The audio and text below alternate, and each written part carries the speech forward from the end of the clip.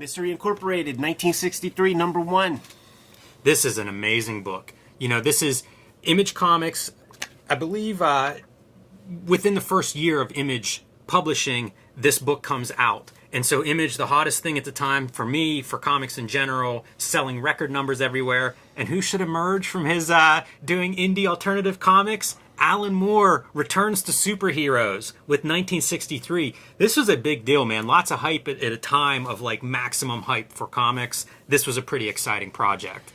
Jimmy, I was 11 years old when this came out, right? I had no knowledge of the comics business, industry, past, present, any of that stuff. The wool was pulled over my eyes. I knew a little bit. I knew the stuff that's in the Shop and Save, right? The footballers and the jocks and shit were the comic speculators in school. So, like, I didn't even know about Image Comics at that point. Like, they were showing me the spawns and shit like that at first. And I'm like, oh, McFarlane's actually doing something? That computer color is dope. Went to the Bill and Waltz at Century 3 Mall, and they had, you know, the bust was in effect, right?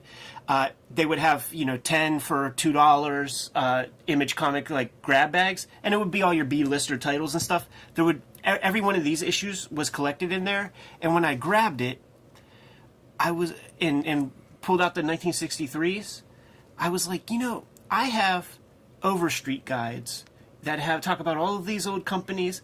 I had no idea that Image was around way longer than the kids at school thought, because these characters never saw them, and they're referencing, you know, issue 27 of Mystery Incorporated from 1963. Like where was I? I didn't know Rick Veitch. I didn't know, like, I saw Alan Moore's name, and I just automatically assumed, oh, he's been around a while. Cartoonist Kayfabe is brought to you by The Books That We Make. Out now. Hip Hop Family Tree Omnibus. Thank you guys so much for supporting it. And if you did not, we still have some copies available. There are 2 rounds of Red Room that are out there. Antisocial Network and Trigger Warnings. Crypto Killers, the 3rd in the set, is coming out in 2024 in January. And X-Men Grand Design Trilogy trade paperback is coming to you in November. Another thing that's coming to you in November is the Street Angel Princess of Poverty collection that is the companion piece to Street Angel Deadliest Girl Alive. Jimmy's been self-publishing over the course of this past year, the BW Zine, 1986 Zine, and True Crime Funnies.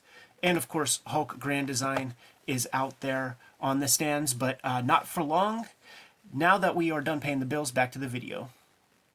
Yeah, it's a great team throughout all of these books. We're just looking at this first one here today, but look at those credits, man. Rick Veitch, who we've talked to, and looked at some of his other works. Amazing cartoonist.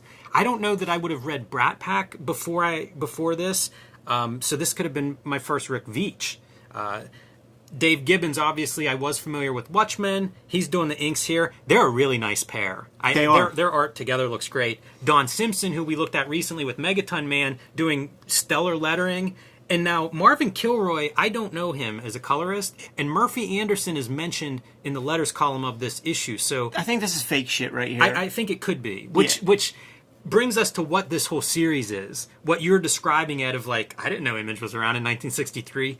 There's a lot of kayfabe going on here. And they do some really smart stuff where they're mixing real things, real people, with things that aren't real, ads that look like they could be real but are doctored. It's a real blurring of like, what are we looking at? Even down to production. So, you know, you mentioned computer colors on like Spawn and how Image was so known for that. Slick paper. Yeah, high production values. And you get this, and it's newsprint. Yes. And it's not computer colors.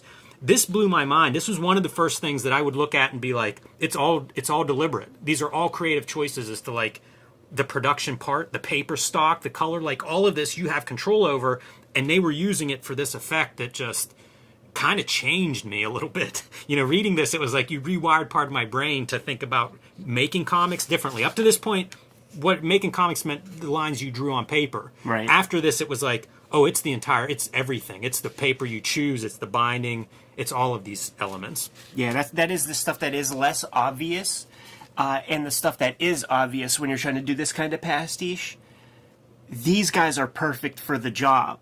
Rick Veitch is amazing at composing these Kirby-like energetic panels.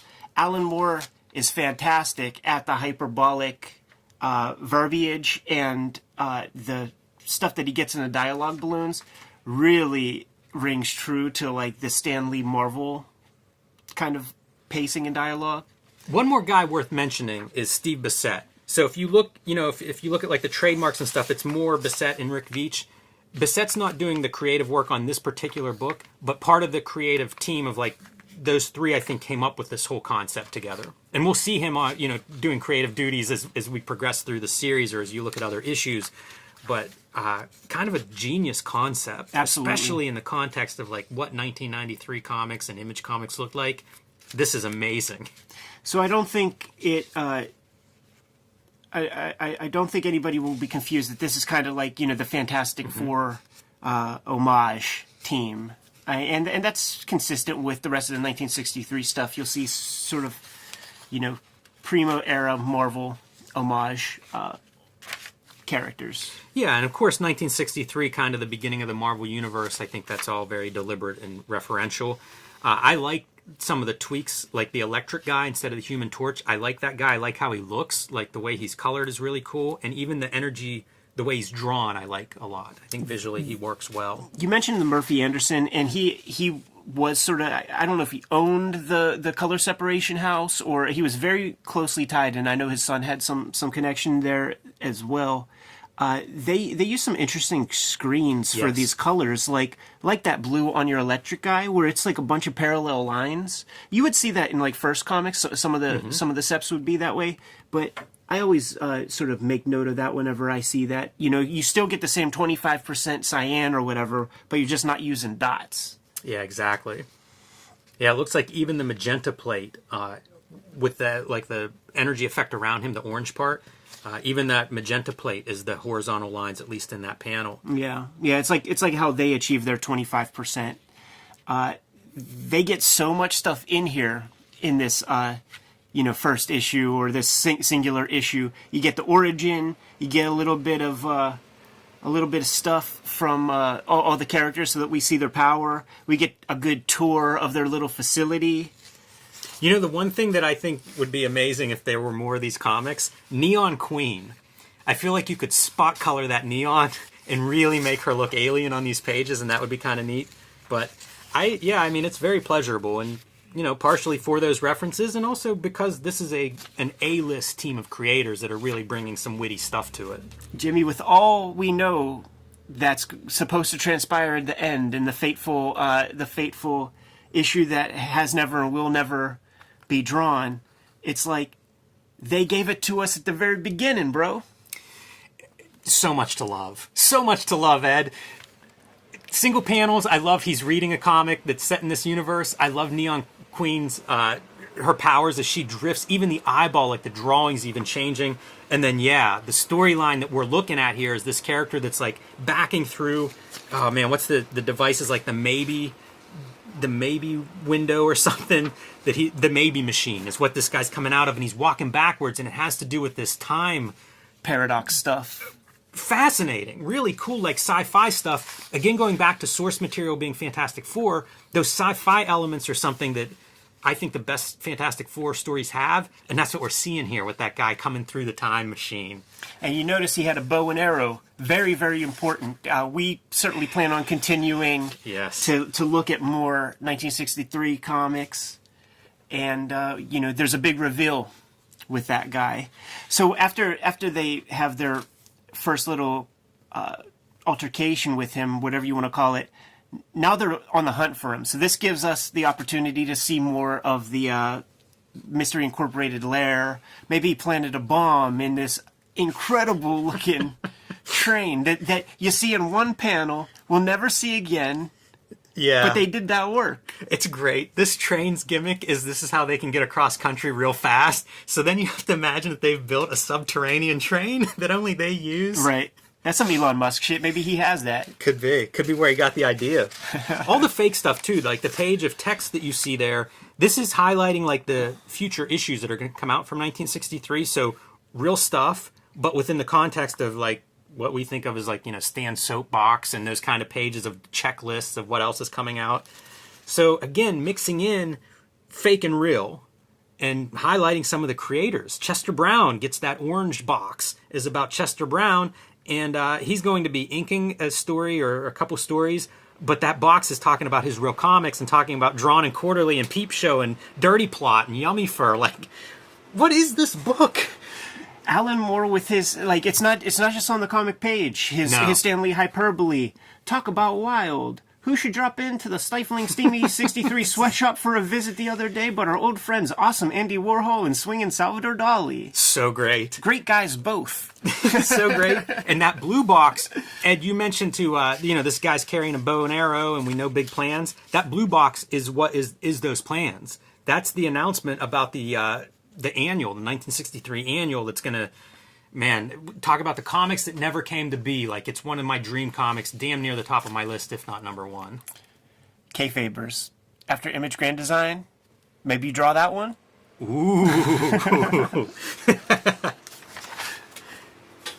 There's a very quick, like they're happening down below in this subway-like tunnel area, but above them, we see the Fury cameo, very in line with early Marvel Universe, Absolutely. right? You just see barely a character walk by in the background of a panel. So kind of cool to see what's going on up top. Perfectly in line with that Marvel stuff, man. And it's a fun story that, what's going on underneath is that this invader has set off all these alarms. And so now Mystery Incorporated has to go through their own alarm system, defense system, and it's a chance to just show off their powers, which that's the fun stuff, right? Let's see them in action. Yeah, it feels very much like that Juggernaut issue of X-Men that we checked out earlier. I love whenever like the Crystal, the leader bonds onto this robot, and it's such a great visual. So much good stuff. All the stuff with really all these characters I think look good. Anytime we see them, they stand out. Doesn't that feel real Fletcher Hanks-like? It does. It's got to be the blue, I think, is probably like Stardust. Yeah, but it's it a blue looks and cool. yellow. Don Simpson is an incredible letterer. Yeah. He's amazing, man. He really captures that Art Simek silver. He's the only guy who could letter this comic. I always think about bootlegging shirts when I find them. I would like one that was just 1963 is coming. I guess that's the back of this shirt, but kind of fun. Yeah, for sure, man. I freaking hate front and back silk screens. I think this is Don Simpson lettering. Oh, all this. Yeah, Really yeah, good. unmistakable. Unmistakable. And see, it's right here where you're like, man, we need that comic. Yeah. Kayfabers, get on that. Who uses a bow and arrow in Image? Right. Who could it be? How great are all these effects, though? There are so many of these panels. We're kind of talking story overall, and kind of rightfully so. But so many of these panels are just great images. Like the mask guy, really strong. Veach blows my mind, man, routinely with the stuff that he draws and the shit that comes out of his imagination. I don't think it's any secret that he opened his third eye a couple of times in his life, man, and he can put it down on the page. But then that's juxtaposed Big time too here, where you see him like going through the digital transition with the very kind of like precise kind of squareness of Dave Gibbons, who seems very like way more rigid of a character when it comes to his process. Take a look at the ones and zeros. Like, I mean, it's a little bit of shatter. Like, are they kayfabe in a digital effect or? Yeah, that's fascinating. I don't think so. For like the concept of being in 1963, even the word balloons, if you look at them, they're like this bitmapped, 8-bit kind of treatment. Yeah. Yeah, I don't know how you achieve that. Weird. That feels like a Zot reference. It does, yeah. I don't think McLeod does anything in this series, but it wouldn't have surprised me if he did. It feels like this would fit right in. And if he was still around Massachusetts, probably got to sit in on some sessions with Bissett and Veach talking about these concepts. I can't recall, but I think he might have had a little cameo on that 2-page spread that's going to come later. And now we're getting into comic book science. Where they're explaining what we just witnessed. Because the big mystery was the guy walking backwards Right. and not interacting with her. And because of the time paradox stuff, you see 1993 coming back in time, another clue into who this character is. They get into all of that time was moving backwards when you saw him do his thing. He was not walking backwards. And another example of like the great panels that illustrate this concept. That's such a good panel. So many of these panels are just wonderful. Great compositions. It really is like 101 for building your panels. If you're going to do a Kirby gimmick, man, when he was really firing on all cylinders on Fantastic Four, you got to get in one of those photo collages. Yes. Yeah, they hit all the beats that you would want to hit. If you made a checklist going into this, they cover all of them. I love how the figures look, too. There's a real weight to those figures as they're, like, going through this thing. It's neat. It feels good. It's the Kirby weight. Like, this would be, was it in This Man, This Monster? Like, the collage that would be in that one where it's, Mr. Fantastic. And it's like, he's going in it that way. It's kind of awkward or whatever. This stuff here, on top of, like, the Stan soapbox stuff earlier, this is where I was like, how did an entire bibliography, entire catalog of comic company sneak by me without me ever knowing? It's so funny because I still find these comic companies that Sure. they're not going to run 30 years, but do have these histories that pop up, and I'm like, what? Love this kind of stuff, like creating your letterhead art. And then this is the mention of Murphy Anderson, and that mention really drew attention for me, thinking about how are these colors made? Like that was part of me taking this apart and really seeing this as like deliberate. Oh, right. And conscious, like they're making a book that's pretty different than what was on the stands. Pretty different than all the Image books I was picking up. That's the way to put it, because it's still in line with the damn Marvel That's the comics funny that are thing, still yeah. doing the same shit. They could have farmed this out to Marvel, and it would have looked the colors could have looked the same. Yeah. Production. What's another trope of those 60s Marvel comics? And whenever they couldn't sell an extra ad page or whatever, get Jack to drop a splash real fast, man. Pretty well done too. They feel like they fit that kind of style, but they look really good. Yeah, for sure. Kid Dynamo is just a great. It works so well. That blue against all the oranges and yellows, it's real easy to make him pop. They each have like gorgeous logos for each of the characters. Yeah. Even Planet's logo is pretty good. It's small there, but it's good. And now Moondog, this is a real shop, man, that had, several storefronts sprinkled around the country, I guess. Or was it all in one region? I think it came out of let's look at some of the addresses. I was thinking Chicago, Midwest kind of stuff. I think they might have had more stores. There are 6 addresses listed at the bottom of the ad. I think they may have peaked with more than 6 stores, but they were one of those chains. Like you always hear how comic book stores can't really do like a national chain. They're probably one of the stores that came the closest to trying that. Not totally national, but certainly spread across regions. And Larry Marder did a lot of work at Moondogs, who would go on to have a high position at Image Comics. And I think a lot of it came from his knowledge of the direct market, which came from working, in a high position at Moondogs. Maybe that's how this here got its foothold into the magazine, because Larry Marder will come on board soon enough. And it's a kayfabe ad, man. That is, it's a real place. It's real locations in the future, because this comic, once again, it's from 1963. But the crystal ball's telling you, in 1993, there's going to be stores that sell nothing but comic books and stuff that isn't even invented yet, like video and audio tapes. So cool. And that's a Don Simpson illustration there in the middle. So they're really, everybody I think involved in this project is really leaning in and contributing great pieces to this. It's such a the some of the parts is greater. The whole is greater than the parts. Yeah. You need it all. Yeah. You need it all to make this thing work. It's like, we always harsh on like that Mignola Batman comic where it's like he's creating this mood, then you flip a page and there's a Got Milk Superman ad, and it's like just takes you right out of it. That could easily happen at any moment if we flip the page and there's a Brigade ad with Merritt Michaels and shit like that, man. But what do we get? Shamed by you English? This is one of the greatest things ever, man. And I just encourage everybody to go read that thing.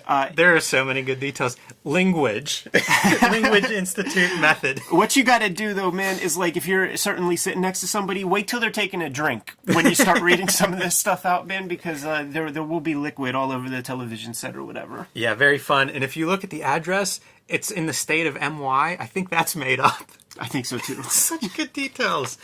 Very fun. 1313 Mockingbird Lane, you know where that is? Monster's house. Ah, nice. With 1963, No One Escapes the Fury. This is listed as book 2, but it's worth pointing out these 1963 books are really standalone stories completely, so much less important what sequence they were published in than the actual books. And this was my favorite from the initial launch. Dude, it is sturdy Steve Bissette. doing a superhero comic. Yes. Name one other one. Very true. You know what I'm saying? And if people are like, oh, well, there was that issue of Swamp Thing, blah, blah, blah. Go listen to our shoot interviews with Rick Veitch, where he says anytime there's any Batman or superhero character in a Steve Bissette Swamp Thing comic, he called me up on the jack, said, hey, man, I got the tea on. You know, I got the hookah out. Why don't you come over, draw in this Justice League of America for me? Yeah, well, he overcomes that. Since there's a lot of superhero action in here, I'm assuming that this is his pencils on most of, if not all of these great sequences, and they are awesome. It's really cool to see him do it. I love this cover, too, because you've got Fury, looks good, love the logo, all on board for that. Then you have this Voidoid villain who's going to be one of the main villains in this story. Love that concept. Just the empty negative space. Very cool. It really is magical the way it works. It's this great illusion because it's just the weight of the paper, but it really feels bright. Yeah, it's perfect. And probably by design that there's no other white, outside of the lettering on this illustration. And then the shadow of the War Beast coming in on that wall. Perfect cover, man. Perfect cover. And, it's supposed to be throwback to these older, different era of comics. But man, this kind of cover storytelling, I love it. That's timeless stuff for me. For sure. It's neat to see this now, too, 30 years later, where it's like, oh yeah, this would be a great comic if it came out today. Got some new intel on the 1963 stuff after this past week of you putting the videos out there and stuff. So Mary Marvin Kilroy, that's Rick Veitch. Yes. Doing the color seps there. And he and Steve Bissette handled basically all of the production stuff here. Rick talks about how it was kind of like they made a mistake because when they start divvying up the royalties, man, it was all kind of like a third, and a third kind of stuff. But they did so much more than Chester Brown did on whatever issue that was. Yeah, well, hopefully it's at least maybe prorated. I wonder about like. Again, first, the same team, essentially, as the Mystery Incorporated team, with the change being Bissette on pencils, being the only big change. So you have Dave Gibbons inking Steve Bissette. Gibbons, I love these inks. Like, these look so good. Same, with Mystery Ink, where it's like, it's just a perfect, clean, works really well for a Silver Age style. And Don Simpson back on lettering, and I adore his lettering, especially the title kind of lettering. Whenever you see these bigger... bold lettering choices, just gorgeous stuff. Even the splash page is great. The Cargo X, like I am just on board from page one. Exactly what I want in a comic. Yeah, he's incredible at it, man. And they credit like Gibbons came through in the clutch in many, many, many ways on this comic. The way that things were doling out when they were putting this together, obviously. If it comes out in 1993, they're working on it in 1992 when the speculator boom was still in full effect. And the bust is basically, they're watching it happen months before this comic even comes out. And they have to get it done. Like, if they resolicit these comics, chances are there are going to be far fewer orders because the comic shops are freaking dying from all of their speculation nonsense. So it's paramount that they get these books out on time, and the assembly line process, the process that made Marvel Comics so reliable in terms of deadline, comes through in the clutch. And Dave Gibbons is given lots of credit for the work that he's doing. But once again, Bissette and Veitch are the guys who are doing all the production stuff. Many sleepless nights in the creation of these comic books here. It makes sense because they do read so well. These pages are just full of Marvel wonder, movement, really great, exciting superhero comics, easy to read. And I was thinking going into this is sort of your Ditko to the Kirby Mystery Incorporated Fantastic Four, but I don't see a ton of Ditko actually in this, but it does feel a little bit more like a Daredevil, Spider-Man type character. Yeah, there's I think even allusions to, and this is breaking the Marvel tradition, but his name's the Fury, and this is our Nick Fury. This is actually our Nick Fury kind of character. This lady named Captain Solo or something. Yeah. Allusions to like his earlier namesake or whatever, but the costume's different, blah blah blah. This looks like that Golden Age Daredevil in a way, and then there's the Modern Age Daredevil. So I wonder if there's some allusions to that. This might be like one of the most Bissett-looking drawings Yes. in the whole thing. But you isolate any one of these, you wouldn't be able to point out the Bissett. And we've seen this panel happen in last issue whenever cops were on the street as the Fury was riding by on top of that Cargo X. Yeah, absolutely. The creation of the universe, Yes. where characters do crisscross, even if it's a very minor kind of crossing of the paths. Great generic henchmen. You got to have those. They do look really good. Good henchmen, good vehicles, some DeLuca effect of him flipping around. That's a little Daredevil-esque. Marvel Daredevil. Yes, Marvel Daredevil. And so the henchmen are trying to steal this Cargo X that Fury is protecting along the way. With Laser, the shield counterpart being Laser. Yeah. I should have found that acronym somewhere. Law and Security Enforcement Reserve. Acronymic OW. It's so funny because that works better than whatever Kinda SHIELD does. stands for. All right, so it looks like he's escaped this first attempt at stealing Cargo X, and whenever he lands on his feet and turns around, Voidoid is back, and he has a selection of like these high-tech weapons that he's going to put on. And it's really fun whenever he does put a piece on, like this is some kind of helmet, vision, goggle, tracking, something helmet, but it looks so neat in front of the white of Voidoid. Yeah, it does.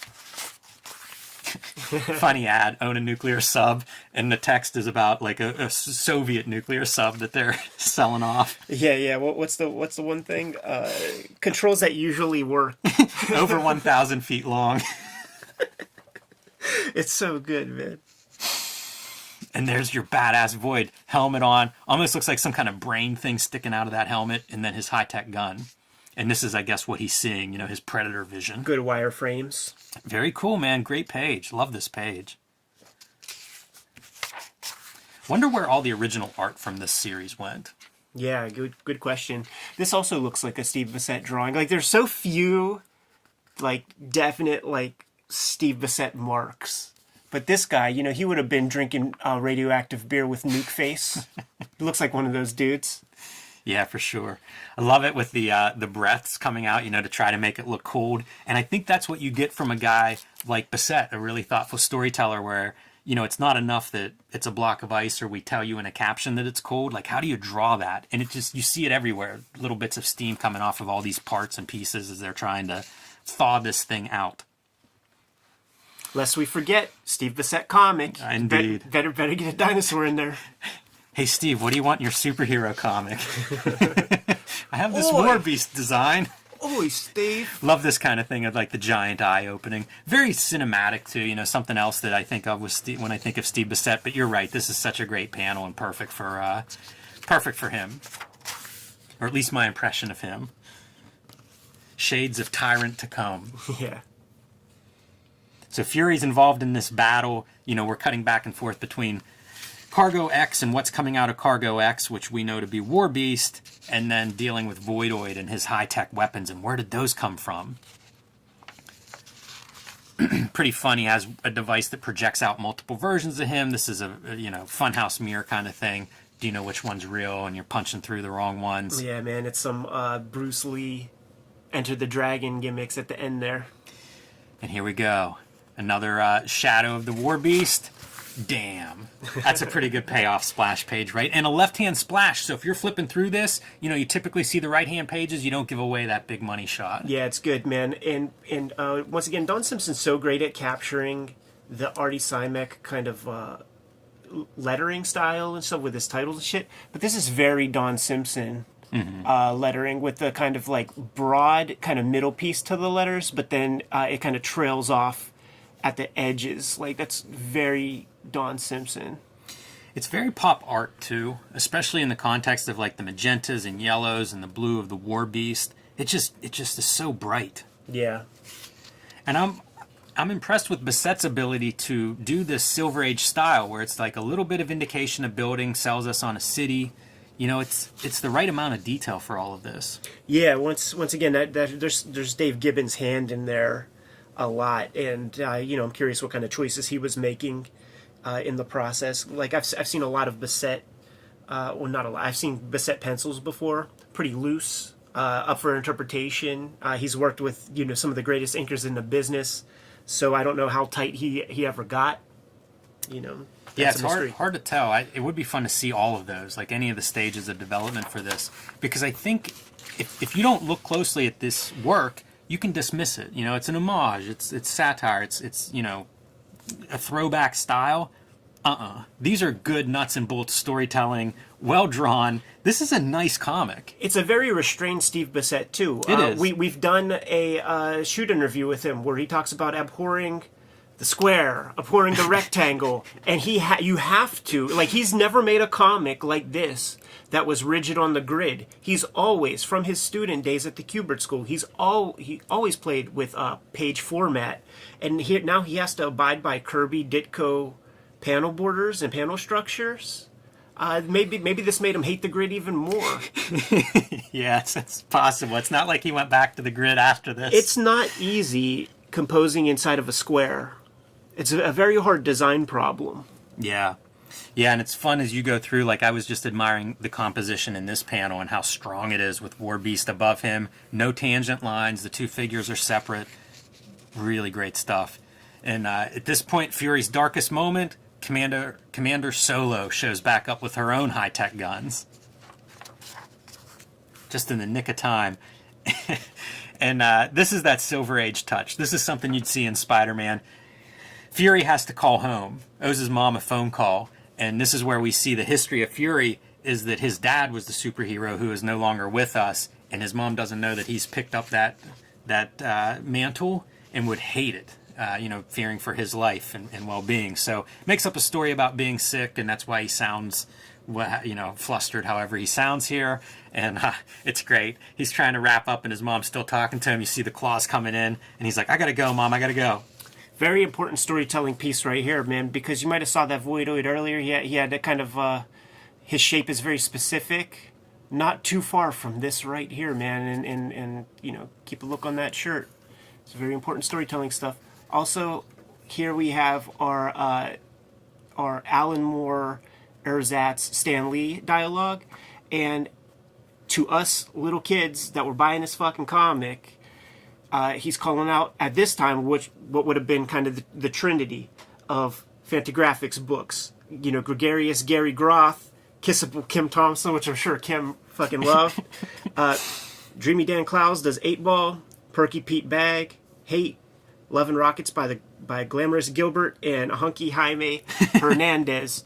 One of the big inspirations for all of this design fodder and the back cover treatment and the entire package was Acme Novelty Library was just brand new when they started putting pencil to paper to make this happen, and it was a huge inspiration for the whole conception of the package that was 1963. But there was maybe one or two issues of that out at this point, so it didn't get the treatment there. But in Wizard, years later, months later, the trinity would be Hate, 8-Ball, Acme Novelty were three comics that artists would always bring up when Wizard asked them, what do you read? And what do you read? And so it's like you hear that, you see that enough times, I better go get those comics, And this might have been the first time I saw that stuff called out. I knew Love and Rockets, but that might be the first time I saw Hate and 8-Ball called out. It is so interesting to think of how we learn about those comics, and track them down, because I can remember getting them and they're just alien. They were so different than what I was used to. And this is how, you just get a little bit of name recognition, and at some point it's like you dip your toe in and grab one of those things. I tell those guys that story, like I discovered your comics because of Wizard Magazine, man. and it's like they can't believe it. That's funny. All right, back to the action. Fury hangs up with his mom just in time for War Beast to destroy the phone booth. Gotta create the universe. Look at that old Fury costume. Yeah, flashback to his father's, the death of his father. Dark stuff. It's funny, he has a moment in the middle of battle that he can reflect on this. I mean, he's having whole phone conversations with mom, man, like in between battle. That's good Spider-Man type energy. Yes. Yeah, that's probably the most Spider-Man-esque moment in the story. And then Fury getting hold of some of those weapons that Voidoid had. and going to try to use those against War Beast. I do love the primary color palette. Absolutely, man. 100% cyan on War Beast. Once again, shouts to Roar and Rick Veitch for the color choices here. Yeah, it's almost psychedelic next to the magenta. So it's just pops off the pages. Really hot. Oh, what's happening here, Ed? You alluded to some storytelling going on here. Voidoid, what's going on? He's going to switch off the Voidoid suit? Become somebody no one would look twice at. Somebody closer to the Fury than he could ever dream. Subplots in this one issue. Got to, man. Part of a bigger series. We got those kids coming back. This is the right language, because that's what I loved in my early comics reading, was just that knowing that there's more out there. There's a universe out there. Give me those stories. Let me track down a back issue. Throws his Fury disc at some key points and knocks War Beast off balance and into the water. Into the drink.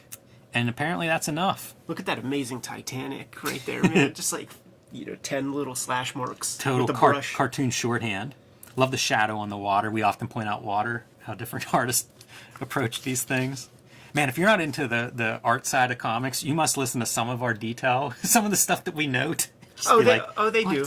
You go read the comments. Who cares about that shitty water? And now he's got to go, man. He's got to get home. Gets home just in the nick of time. Doesn't even get his whole costume off. But the set up that fake sick bit earlier. Perfect. Works on his mom here. This all looks like Ditko swipes, man. Like, this is like the most Ditko energy, like that Aunt May right there type character. Like, that's a Ditko face. Even the profile, totally works. the total side profile, and the forlorn look on his face. Even the thumb kind of reminds me of Ditko. Yeah, the hand. Yeah, you're right.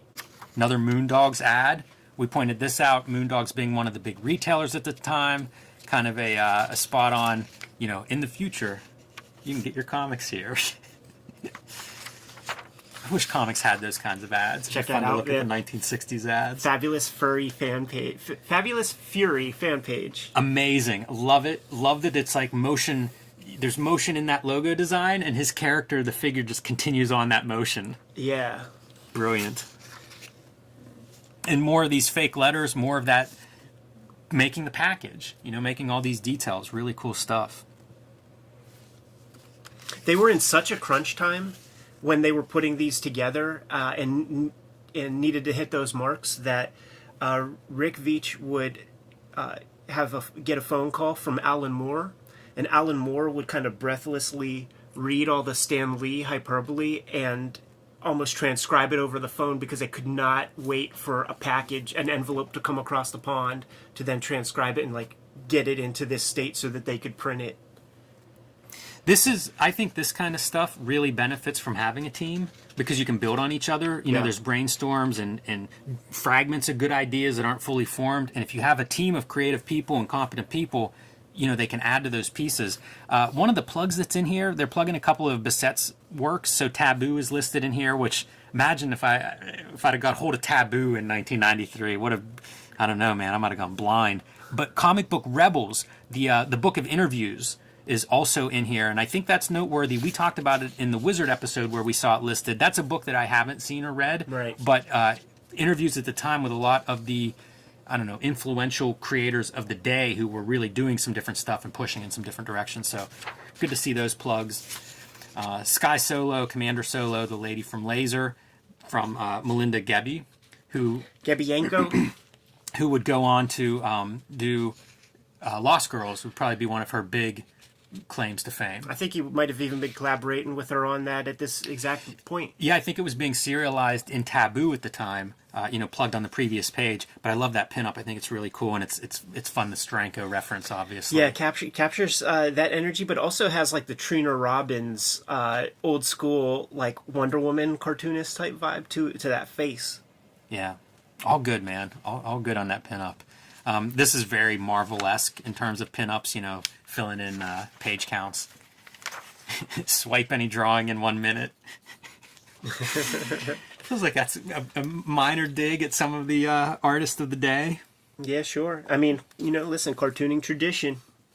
For sure, and these kind of devices, like projection devices and stuff, very common piece of equipment, 80s and probably early 90s, pre-digital. This was projector kind of thing. I think most cartoonists, that was part of your equipment. Absolutely. Yeah. We seen photos where the shit's even attached to the drawing table. Yeah, and not just for swiping. I mean, it's also for blowing up your layout roughs and you know, any number of uses that would be not objectionable.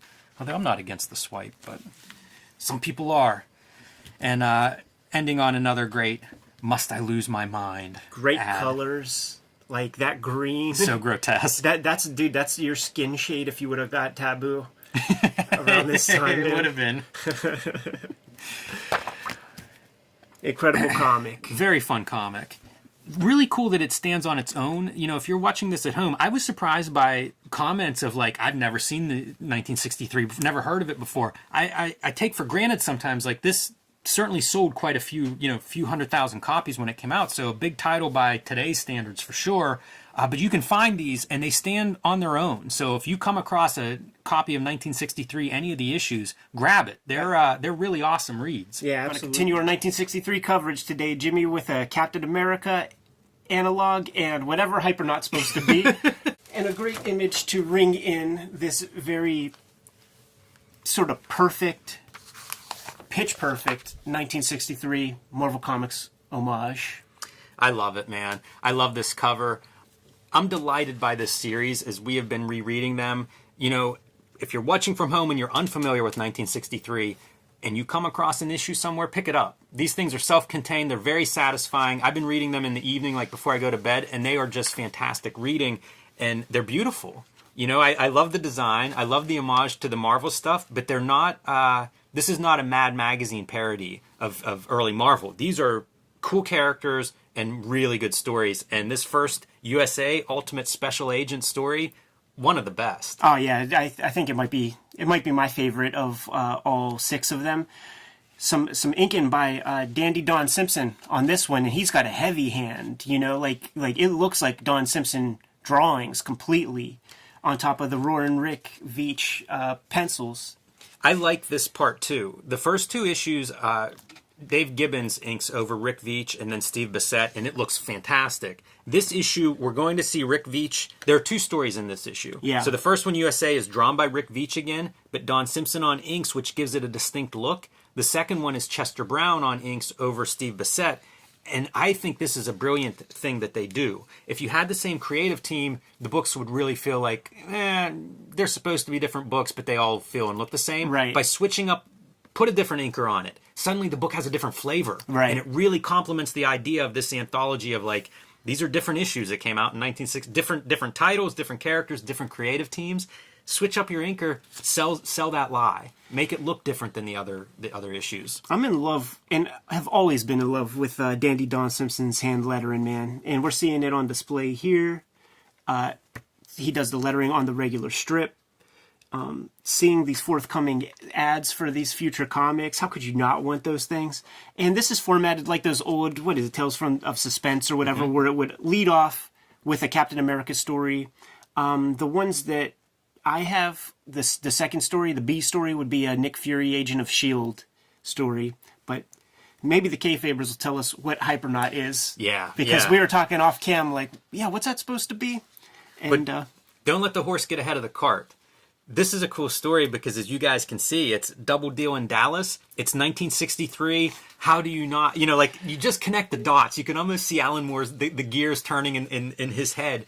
It's perfect setting. If you're going back to 1963, what's the biggest event of that year? JFK assassination. And he's mystical about it. And there will be some other, like, fun connections. But look at all the shit that's going on just on this page alone. We got our dude USA, Ultimate Special Agent, getting lit the fuck up in his chest. He's got the hair like JFK, but he's ripping off his JFK mask that has a bullet hole in it. Yes. Maybe two bullet holes if you look at the top, if that's not just the tear. Got the domino mask on, showing the costume. We see people looking, pointing towards... This is almost like, actually, like Martin Luther King Jr., like, Jesse Jackson and those guys on that little hotel terrace. We got our gunmen up there. The bullets are coming from the front, So who is this guy there? This is a rich story in 12 pages, man. Yeah, there's so much packed into it. We got our guy USA, man. He's got to go after this Lee Harvey Oswald analog character who just dematerializes. Yeah, that's a great moment. It's a setup. You know, we talk about like the big plans for 1963 was that we're going to see them in 1993, and this kind of thing of people teleporting and disappearing and appearing, it all, I think, are ingredients for how we're going to make that work. But don't you guys worry, man, because the real Lee Harvey Oswald, he's there, he's just tied up. So there was like a stand-in who was going to make the real Lee Harvey Oswald like the patsy. This is so in line with all the conspiracy stuff. Like I feel like the guys who put this together, plotted this, they were enjoying going through the conspiracy lore and seeing like, yeah, we can put this right in place. Look at that JFK right there, man. Pretty fun. Kind of reads. Yeah, this image of USA kind of trailing off. That's going to repeat on, I think, the very next page, or two pages away. Yeah, the very next page. You see that? I love all the foreshortening, like any chance these guys have to kind of do the Marvel, especially that Kirby Marvel of dynamic movement. Veach is good at that, man. He is good at it. And let's get some 1963 pop culture items in there, man, like those Walter Keane big-eyed kitsch paintings. I made a note of the same thing. Yeah, that's pretty on the ball for 1993, I think. Yeah, like those dudes, like cartoonists of that era, like. They were into kitsch culture, and Bissett with his horror loves and all that stuff. Like, they knew about those Keane paintings, man. We got a little piece of evidence, man. President Kennedy in Dallas today in this room. We got a file folder, and the name Brian Ruby is mentioned. Pretty faithful depiction of the perp walk from that TV sequence that we've all seen. I love this coloring. The foreground color is just blocked off as blue to kind of give you that depth in the composition. That is something I rarely, if ever, do, but I've seen it more and more. Like when we looked at how to color comics the Marvel way, there were some examples of how you might block off the color of foreground to create that depth. Really used well there. I think that's a cool panel and a cool start to a scene. But something that I plan to use more in my work. So we see, we sort of know what's about to happen, right? We got our Jack Ruby character, or Brian Ruby in this case. He's pulling up with the gun, but boom, enter stage left. Just in time. USA. But look at that look on, I mean, that's the exact look on Lee Harvey Oswald's face on that video, man. And we should say the colorist is credited as Marvin Kilroy, but we have learned is Rick Veach, because the coloring's so good. Like even that second color on his face, I think, is fantastic choice. Good foreshortening. And, foreshadowing. All credit, like I say, to this creative team is just top notch, man. These are great cartoonists having fun. Great superheroes are also great detectives, man. And US Day was doing some work, man. So he sort of like cracked the code. Brian Ruby, I get it, man. Ruby is red, and Brian is an anagram. You're red brain. It's so good, man. You know what it is with Don Simpson's ink in here is like he includes like all of his like Don Simpson isms with these kind of like sharp feathering lines and stuff. Red Brain looks like a character out of a Don Simpson comic. Yeah, it looks like Yarn Man. Mm-hmm. But look at that guy, man. It's also a very, like, Fletcher Hanks kind of character. Yeah, it's what you want out of that Silver Age, peculiar comics of the Silver Age. Look at that twisted up body. like Kirby would do that, too, man. He would contort his guys sometimes, like, in crazy positions. Red Brain exercising his powers on the cops, and you can see them turning into, like, zombies for him to do his bidding. And that's why USA has to distort himself to avoid all the bullets. It is sad that somebody didn't just decide, I'm going to copy these 1963 comics and make some cool comics today. I'm glad you mentioned that. Kayfabers. How's about finishing the 1963 annual that never got finished, man? Like, let's put our heads together. Like, that's a terrific idea, Ed. Yeah, like, back in the day, like, when we started this channel, we floated the idea of an Image Comics Grand Design. We haven't seen that happen yet, but I have high hopes that could see the light of day. And in such a case, that our crew of loyal listeners would band together and make such a comic like Image Grand Design, maybe you could do 1963 annual. Please do this. Yes. Please do this. Give me something to read, man. A lot of shit out there. Shit's been weak. I want some cool stuff coming across this desk, man. Here's something that Veitch does and a lot of good cartoonists do. They make these panels that look like they could hang on a wall. They could be a comic book cover. They could be a standalone image because they're so striking. It's almost like the Image guys would talk about an anchor on the page. You could do an anchor on the page that just happens to be this really badass panel. I'm looking at this because it's fantastic. That's Rick Veitch Psychedelia, and I saw this interview with him on YouTube where he's talking about 1963 stuff, and it happened in November 2020, right after the elections and stuff. And in Vermont, I think cannabis was legalized. So while he's doing the interview, he's clipping his plants to dry out. Never too far from psychedelic chemical endeavors. This whole page is full of it, man. The waves that are coming out of the brain, and you're seeing the different building perspectives and stuff, the twisting through like hyperspace or something. It's really great stuff. And it's a funny pastiche with a character that's, like a Captain America, like a very straight lace. This is not the Doctor Strange going through these strange visions. Right.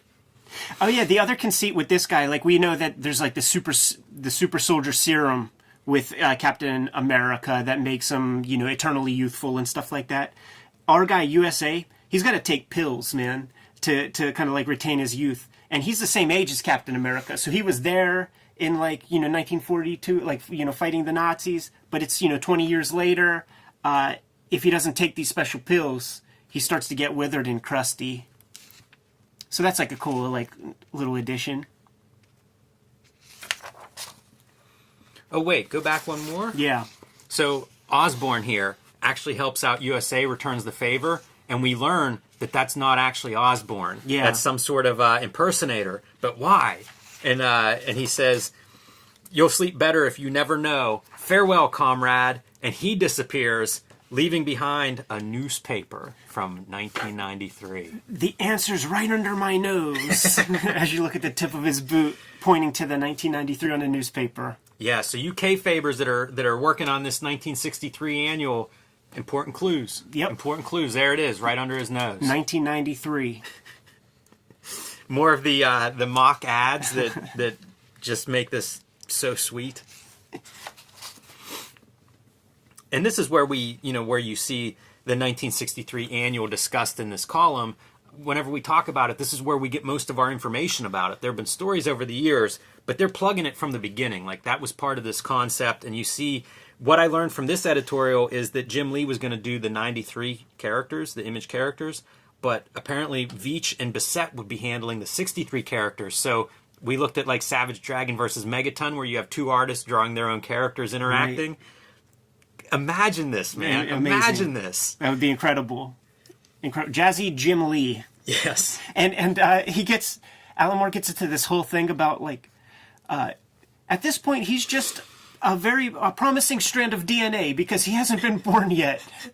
But if and when he does get born, we think that he might even make a cool comic like Wildcats. There's a lot of good stuff there. Jump to Hypernaut? Yeah. You, Ed, you mentioned it at the top of the show. What is Hypernaut? What's the counterpart for Hypernaut in 1963 Marvel Comics? I don't know the answer. Doesn't seem clean. It doesn't seem clean. Could it be like how they would do like reprints of stuff from like the Atlas days? The colors make me think of Kirby Fourth World, because like Mr. Miracle, like there would be all these kind of tertiary colors and 100% plates of what was available and stuff like that. Like this is a very Forever People or New Gods Mr. Miracle kind of palette we're looking at. But that's Arnim Zola or whatever that character's name from the Captain America dude with the little face on the chest and a little camera head. But Hypernaut, it's not the only one that's not cleanly a Marvel character, unless you and I are both spacing out on something, man. But I think love we'd be redundant. And I'm going to call attention to the colors on this is Tony Tollin. I don't know that name, so Yeah. I don't know if that's Rick Veitch again or if it's somebody else who's stepping in. It could be. Also, John Workman is coming on for letters. We had Great seen stuff. Don Simpson doing the letters on all the 63 up to this point that we've read. And, of course, Chester Brown, we mentioned, is inking, great cartoonist from Canada, at this point known for Yummy Fur and the books that came out of there, like Ed the Happy Clown, I Never Liked You, stuff like that. It's a very different looking chapter. Like, here we are, and I love it. I think that's what helps make 1963 special, is bringing in these other pieces to kind of like make them distinct.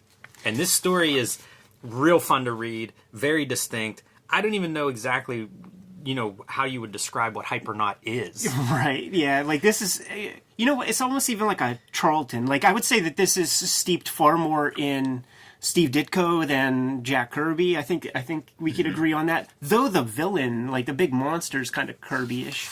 I love this, like the space station. It's like that MC Escher illusion of how it's bending around. Sums up Hypernaut pretty well.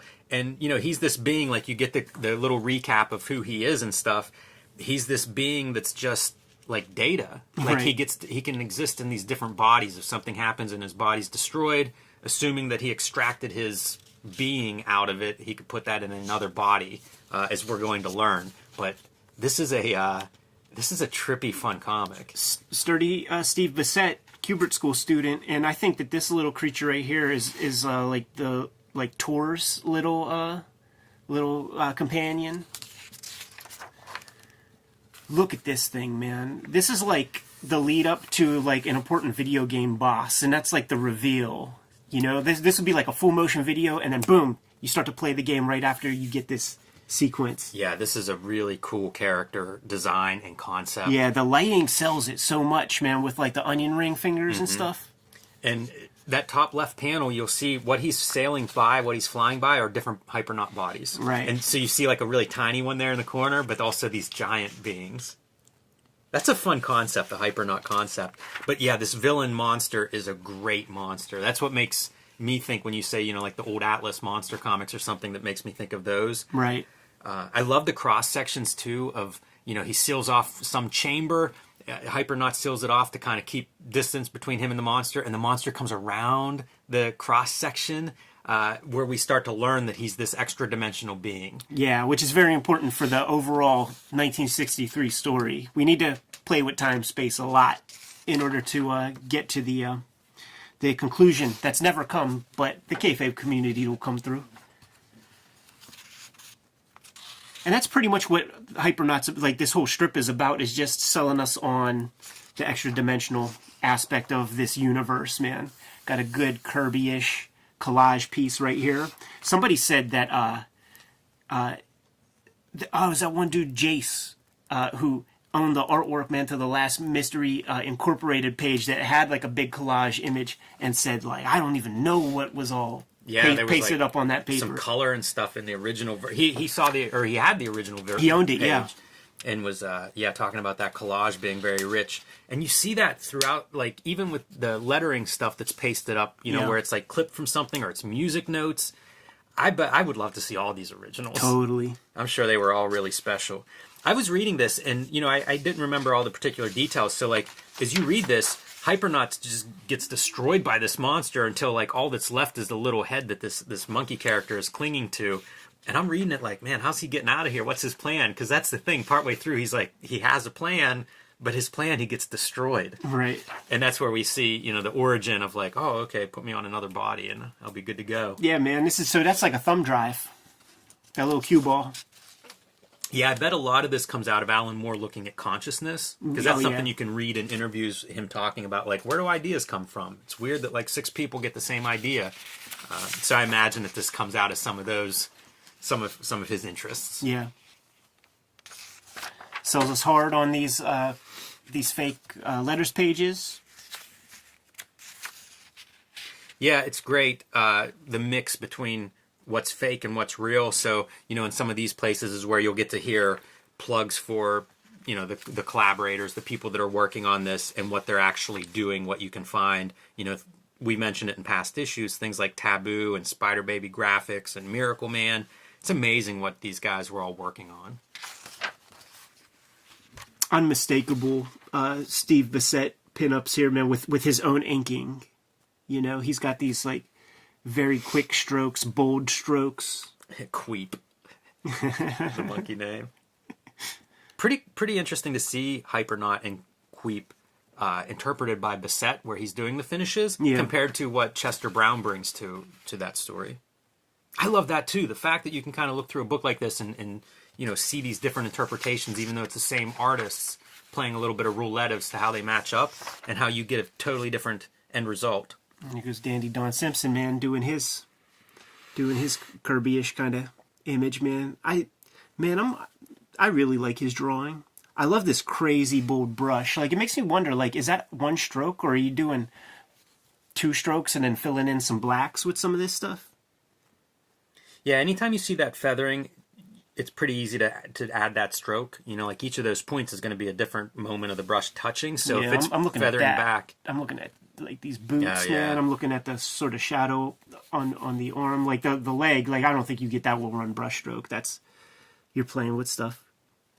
yeah, it's good stuff. Don Simpson, man, maybe near the top of his game at this, around this time period. I'm a fan, and dude, just think about it. So it's like you got Rick Veitch, Roarin' Rick's Rarebit Fiends will be coming after this, man. Tyrant will be coming after this by way of Steve Bissett, and 20-something issues, man, of Bizarre Heroes are going to come probably on the strength of the royalties received from these Image books. We'll look at splitting Image. One of these shows. Yeah, I was going to say, at some point it's worth thinking about everything Simpson was doing at that time, and hopefully, if the world opens up again at some point, maybe we'll have a chance to talk to him on camera, because Pittsburgh guy, like we've run into him at lots of shows and had a chance to hear some of these stories, behind the scenes. But I mean, he was really around Image a lot in that first maybe 2-3 years. I'd be curious to hear some of that on camera. Let's get spicy, man. And let's close things out, man, with a little inspiration from the famous Jack Davis Yes. Frankenstein. That would be in all the Warren magazines, man. Get your own monster-sized commie. This is great. This is the kind of thing, like, this should have been, this could have easily been a fuel for another Octobriana adventure. Instead of Robot Stalin, let's go with Franken Monster Stalin. Issue 2, man. Indeed. Gonna continue down that 1963 rabbit hole, baby. Book 4. I can't say it enough. Rereading these is a total pleasure. It feels like I haven't been enjoying comics reading this much since we were doing Calvin and Hobbes. Just a really good time. This is the 4th book, Tales from Beyond, and 2 stories in this one, The N-Man and Johnny Beyond. Yeah, it's kind of like those Tales to Astonish that would have like an Iron Man and a Hulk story or something like that. Whenever Hulk had 4 issues and then went into like one of these anthologies. Yeah, for a while. Exactly. So Strange Tales, another one of those things. it might have been Strange Tales that he went into, man. But the first guy, this N-Man, he's kind of like Articulate Hulk. Well said. This is a monster character. And we were talking about like Hypernaut and where does Hypernaut come from?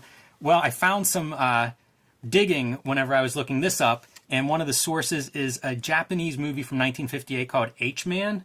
So, imagine kaiju and morphing, mutating characters from exposure to atomic bombs, things of that nature. Very much in line with the character like the Hulk. Right. I think that's the other obvious source that you might look at, because it's a monster character, which is super cool.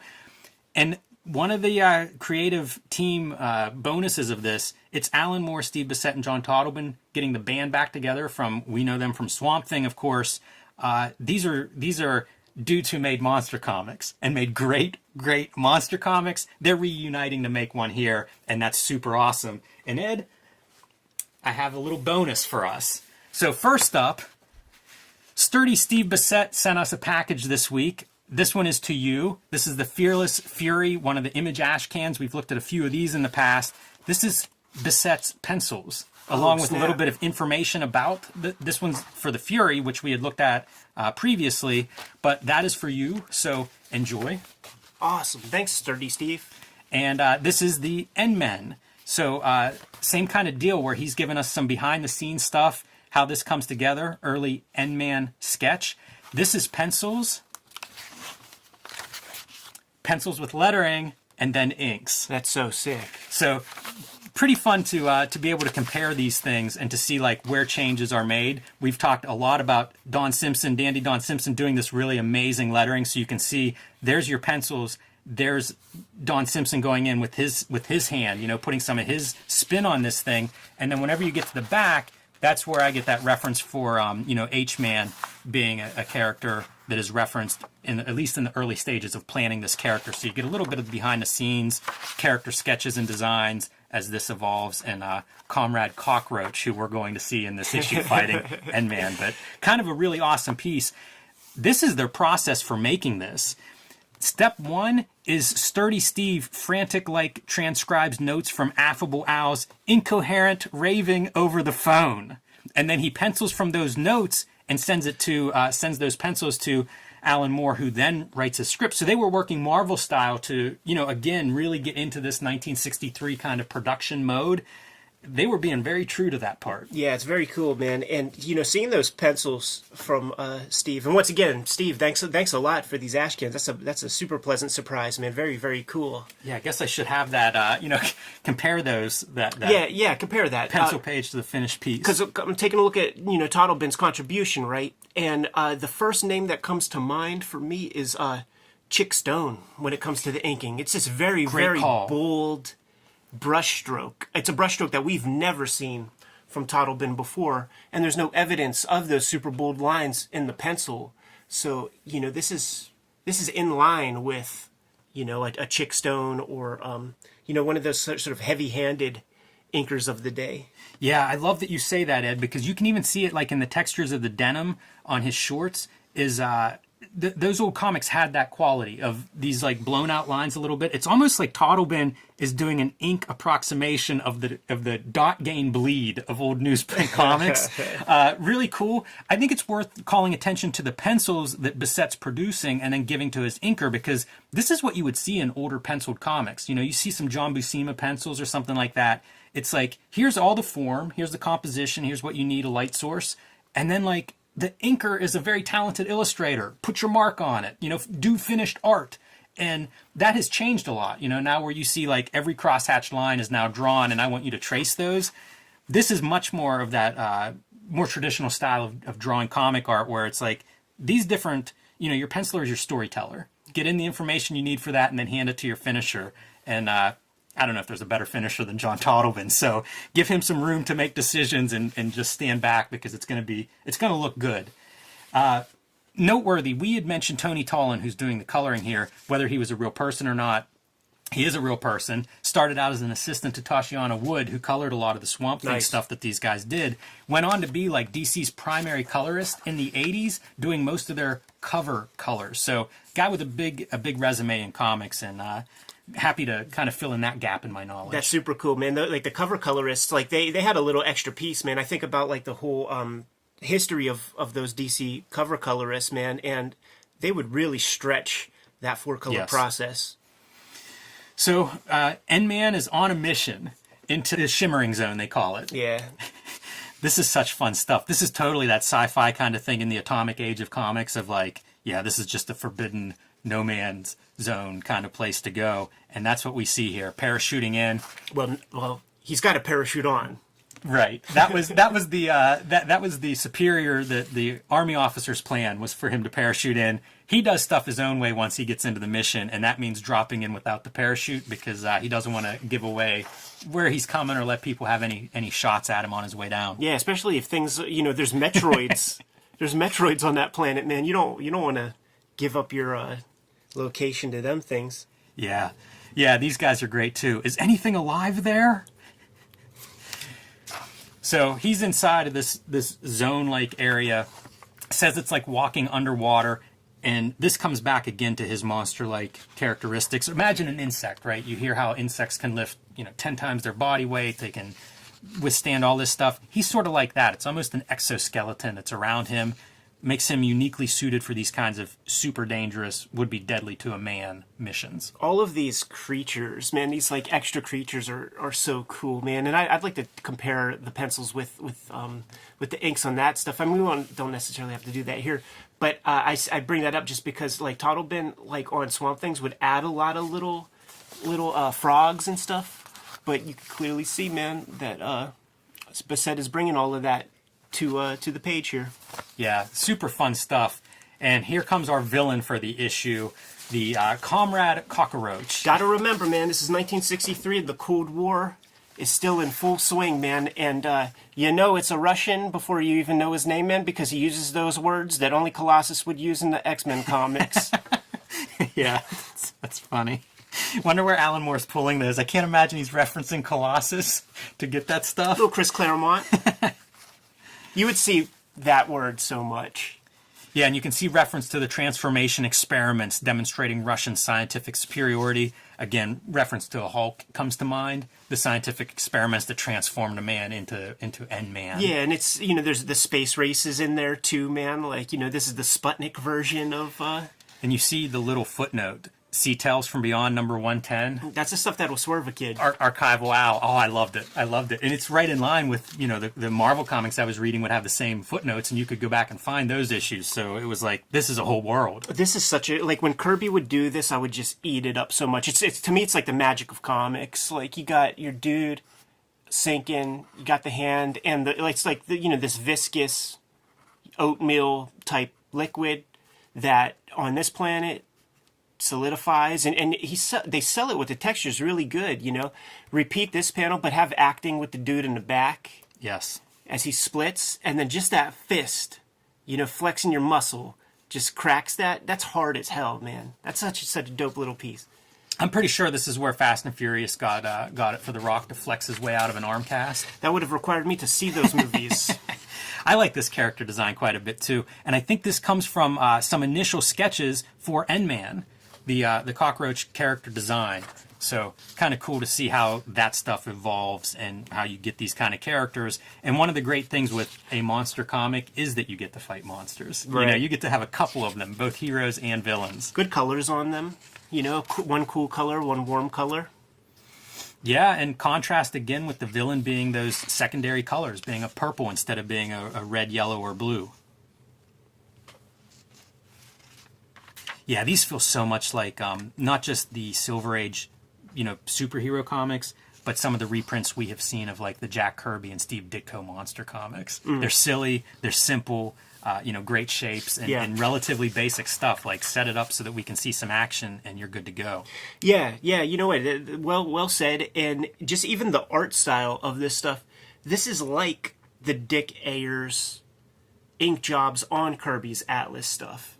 You know, like this kind of stuff, it feels pre-Marvel. Yeah, and they're after this thing, or at least the cockroach is after this, some kind of matter in the middle of this shimmering zone. I thought it might be a black hole because it's super dense. At one point, N-Man says, you know, that's heavier than all of New Jersey. I love that he knows, right? Yes, exactly. But he can't save. Cockroach realizes too late that the folly of his ways. But I like the weight of this. It feels like he's being sucked in, but he digs his way out. Great color compositions on that, man, with that 100% magenta background, man, and then you have the 100% cyan and yellow. For really that, pops. For that, yeah, super poppy green, man. There's almost no kind of Ben-Day-ish elements on that page, on that panel. Very saturated, yeah. Most of the story is that way, even, you know, with your officials wearing like the pure cyan. You know, they really hit those primary ink colors and to great effect. Yeah. You know, this is the kind of stuff, if I'm coloring, I think about this kind of stuff. And who knows, maybe this is where the seeds were planted. I like that you get to see a little bit of N-Man has a relationship with Sally. So there is this implication of a bigger world with more characters and backstories and relationships. Dig it, man. Really fun. And in and out, it's a monster story. Perfect for Bissett and that team. Totally. Perfect for me as a reader.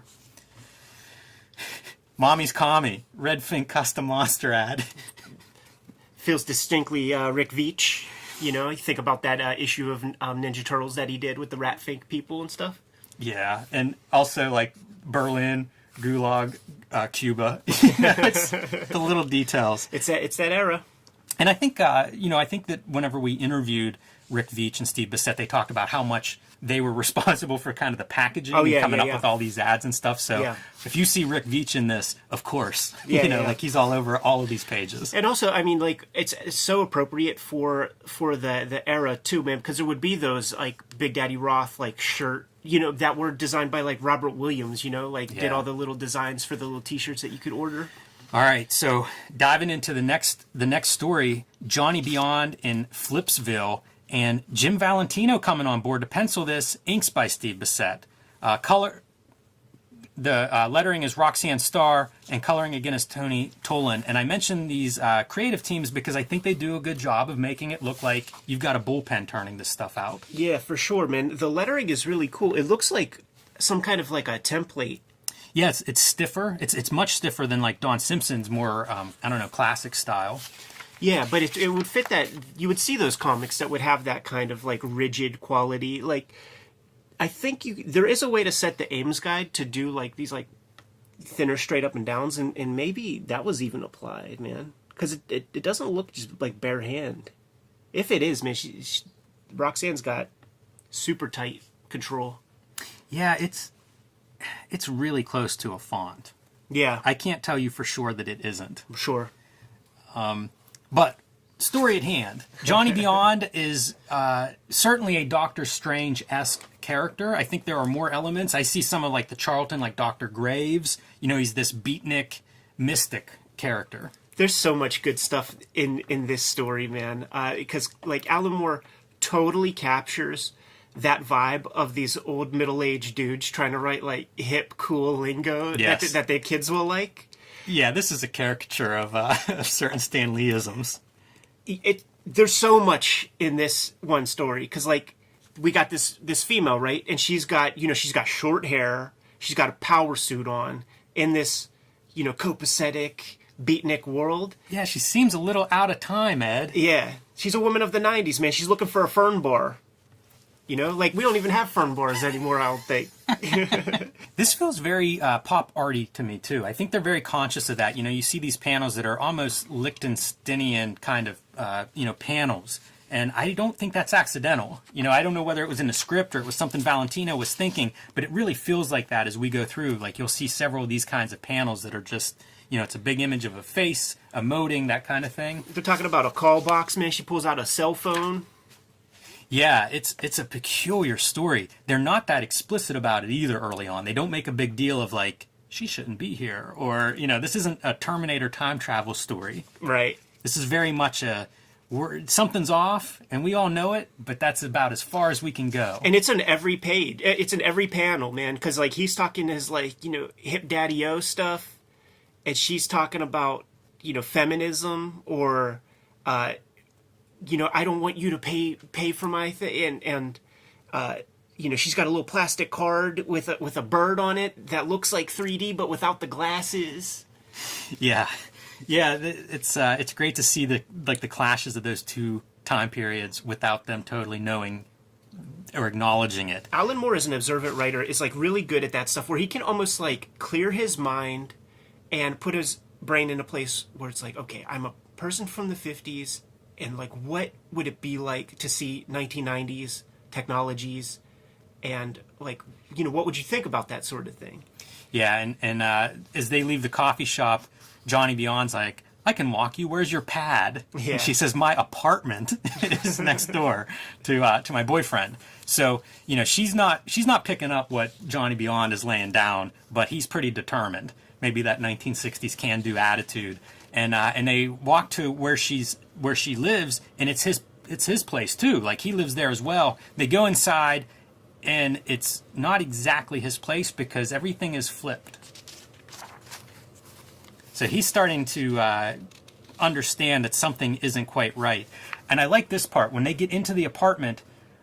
There's like movies and stuff. There are these things that he just can't understand. He's looking at CDs and trying to figure out like. Plastic books. Coasters, calling CDs coasters. And even now, you could show this stuff to a person right now and they'll be like, what are these plastic, what is this plastic thing? Yeah. I heard of that movie, but what is this? Yeah. How do you play it? Rio Grande's a movie. How in heck do you fit a movie in a book? But it's good subtle stuff, man. It's the same colors of the gear, different applications. Yeah, turtleneck versus collar. Very, very fun for sure. And they're trying to piece together exactly what's going on. Like at this point, it's everybody understands something is wrong with this picture. And what is it? It's dimensions are folding in on themselves. That's that thing that happens, man, that they warn you about in Bill and Ted. You can't meet yourself, or else time is gonna fold in on itself, and that's exactly what's happening to their little brownstone. And speaking to your point about Alan Moore and his writing, well, we've seen this '90s version. Let's take the woman character back and show her the '60s version. Yeah. You know, we're going to inverse this thing a bit. And so you go back and you see Johnny Beyond's version of this apartment, and some of his like crystal balls and apparatus trying to figure out exactly what is going on here. Good stuff. It is. They get outside of the house where they're seeing it folding in on itself, and now they've got people coming in from the 30s. And so he's conjuring up images to scare them to like stay in there because you're traveling through time and you don't want to get out of that time machine. Yeah, the house is a TARDIS. Fun drawing as you see the distortions. This feels very Ditko, you know, trying to reference some Ditko stuff. Oh, we'll get there. The door is now on the floor. You know, the walls are the floor that they're standing on. Shades of Inception from sometime later filmmaking where you're twisting these sets around. Inventive, you know, visually inventive. Very entertaining. You know, you say Ditko, but I don't see it, Jim.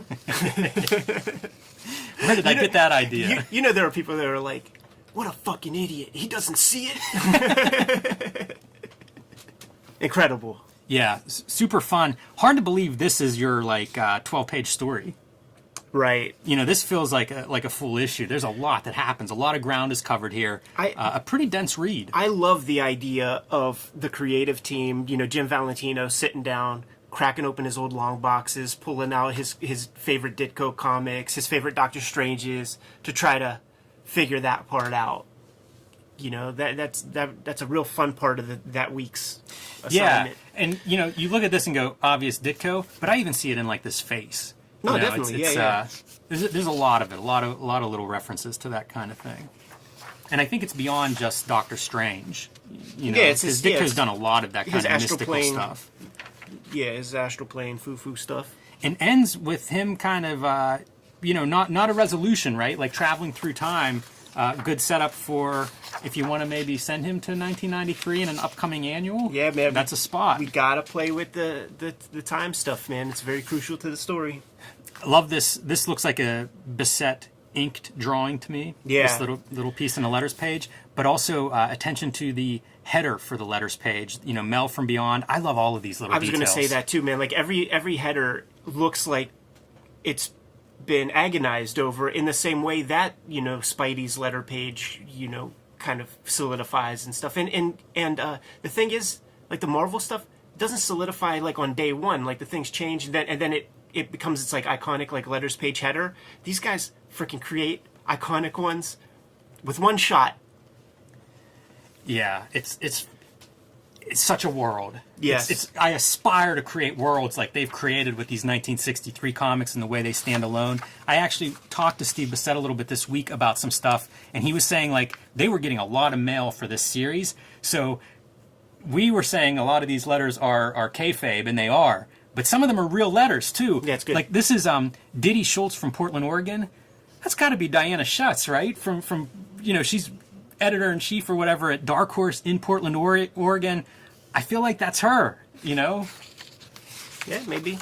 Yeah, I was going through letters trying to figure out like which ones were real and stuff. Yeah, when I see Such a rabbit hole. that close, like I sort of think like, oh man, is that just, you know, they're pointing us toward her, but it's a parody. It could, yeah, it very well could be. Like I said, I don't know which or which, but it's funny because in the letter, if this were a kayfabe letter, you know, she's referencing other books that are being published by this company, Dixie's Dates. Dude, keeping kayfabe. Yeah, it's really good stuff. I don't know where the illusion ends and, you know, what's real and what isn't, but it's super fun to see. And then their call-out stuff. So Bissett, they are calling out Tyrant, which is starting to ramp up, which is going to be his creator-owned dinosaur book, super awesome. You know, Valentino, who's actually going to... This is published under, like, the Shadowline, his studio imprint, but is also going to feature some of these characters in an upcoming issue of Shadowhawk. So, and, of course, Drew in this issue. So you get some creator spotlights. What's coming up, Horus, Lord of Light, will be, I guess, the next issue, and then the pinup sections, and that's a doozy, man. You know, this, I was trying to kind of articulate to myself what it is that I like so much about Bissett's inking, because he uses inkers a lot on his, you know, DC stuff or whatever, but it's this piece that kind of solidified some ideas in my mind. And one of the things that I like about the inking is it's like very. It's sort of the same stuff that I like about Kurtzman's inking. When Kurtzman inks himself, the difference with Bissett is that he's more structurally sound with composing his figures and stuff, and it's a different application. But it's this heavy hand with the brush that just really feels like he's just going for it, and it feels loose. It feels like what we talk about when you want to try to capture the energy of your sketches. Yes. And like you lose it because you're too rigid with your inks and stuff. I bet that's as energetic, if not more energetic, than his pencils. Yeah, I bet you're right, and I wonder if that comes from Kubert's school. One of the, I can't speak to that early year, right? But one of the things that they want is like they basically are teaching you to be, and I'm not putting this on these guys, like we're on the record big time, we love them, but they teach you to be a hack. Like they want you to get a job, and the best way to get a job and to stay employed is to get your deadlines in on time. Sure. Man. So speed, so like maybe you're onto something there. You mentioned you like his inking, so I have to pull this out from the package that he sent. He also sent some of these printouts that he would use. Bissett taught at the Center for Cartoon Studies for, I don't know, over a decade, maybe 15 years, and would do like inking stuff, for his students. So he would make these little printouts and then have them ink over them. Jack Davis in some examples here. You see Walt Kelly. And then some of Bissett's like monster designs, on Blue Line that he could give out to students. And I kind of want to blow that one up and try inking it. But he sent those along. It seemed like an odd inclusion, but the fact that, you're going to talk a little bit about his inking, I feel like it's apt to, a very conscious inker, yeah. Bissett. And I've seen him do demos where he'll do like overhead of like an inking demo so that people can kind of see how he approaches that part. And you're right with all of that stuff. I'm in love with it, man. Very cool. I love those pinups. And Melinda Gebbe, again, contributing. That feels like straight up underground comics. Yes. Like a back cover of Dope Comics or something like that. Yeah, if you were to look at all of the pinups that she's done for this series, talk about a range. Like she's done some really cool stuff, aping different styles, different time periods.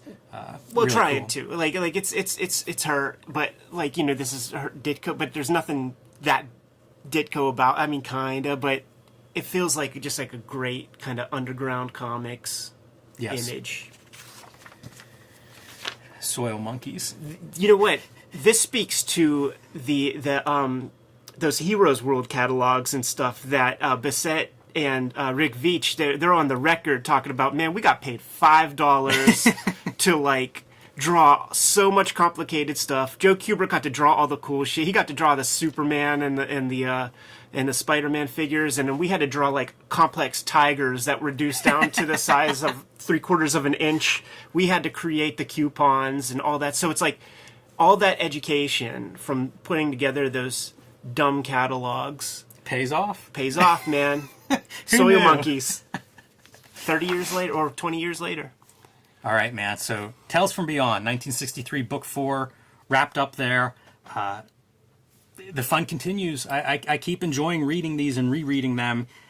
I think you had mentioned, Ed, off air, the experience of reading these. In some cases, it's very new as we get deeper into the series. I have a similar experience because I don't think I put my whole set together initially. As the series went on, typical for comics, fewer and fewer copies are produced. So I think like issue 6 I picked up, I don't know, years after the fact probably, and going back through these, even the ones that I remember reading, you forget a lot in 30 years. The speculator bust was happening while these were coming out. So stores are just dying, like they're sitting on weight of X-Men #1, dealt with store that had 30,000 copies of Youngblood 4. Yes. 30,000 copies of Youngblood 4. That's ludicrous. These stores are just disappearing. So there's probably only 250,000 of these out there.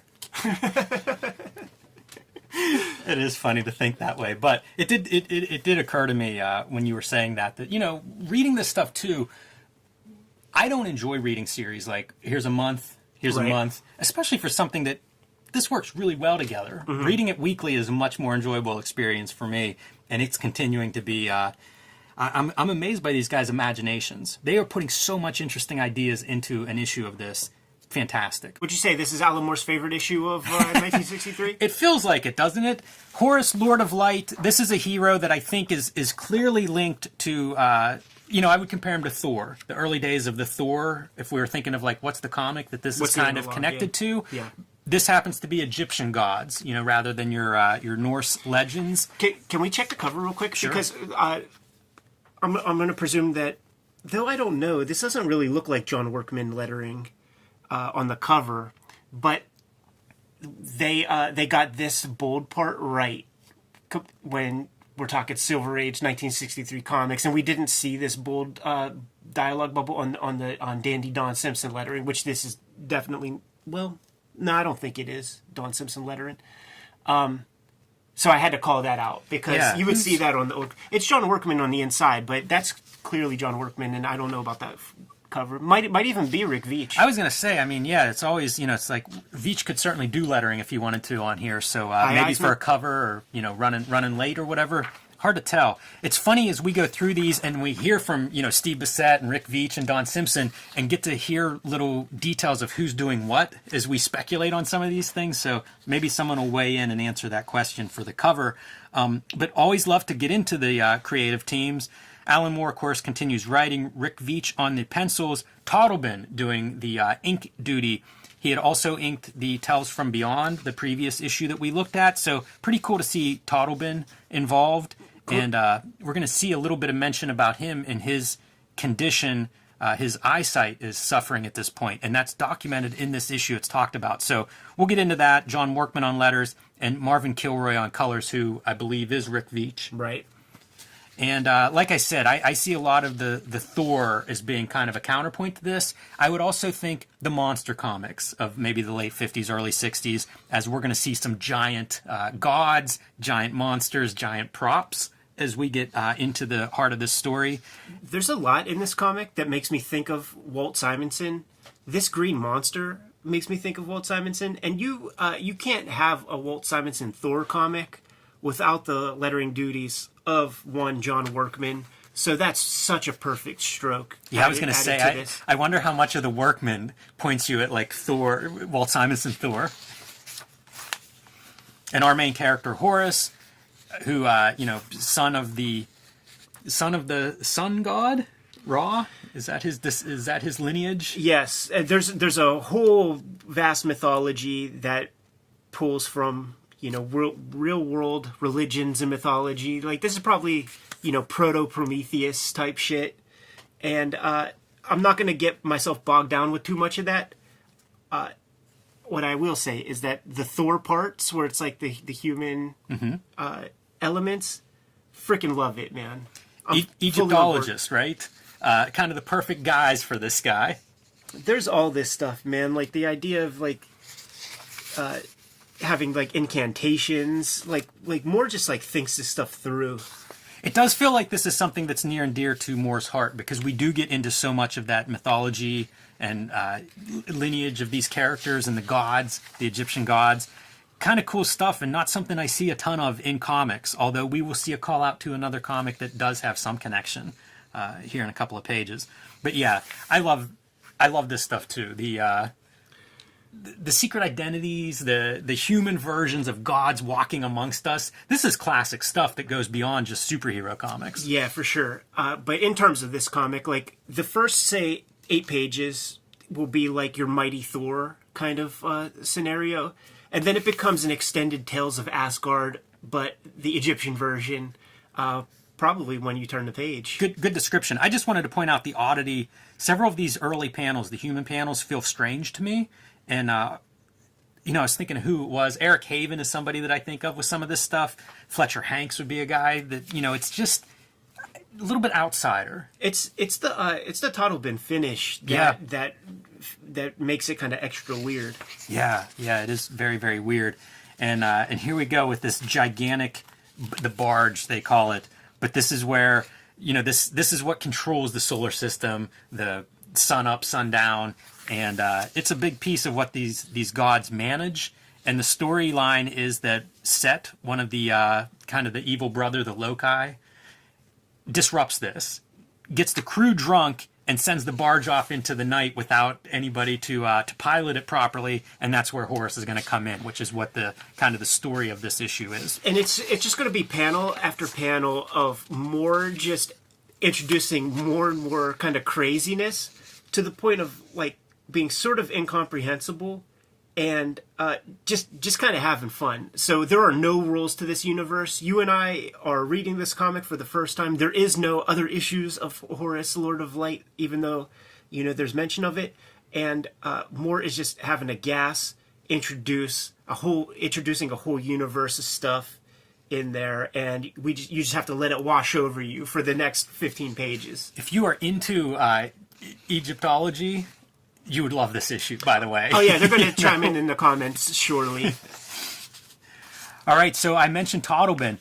In the sweatshop here column, the very first article is about John Toddleben, and it really gets into his eyesight, which he was having. I forget what the condition is. I think it's macular degeneration. But it affected his ability to see, which, I mean, is the nightmare of every visual artist. I mean, what could be worse?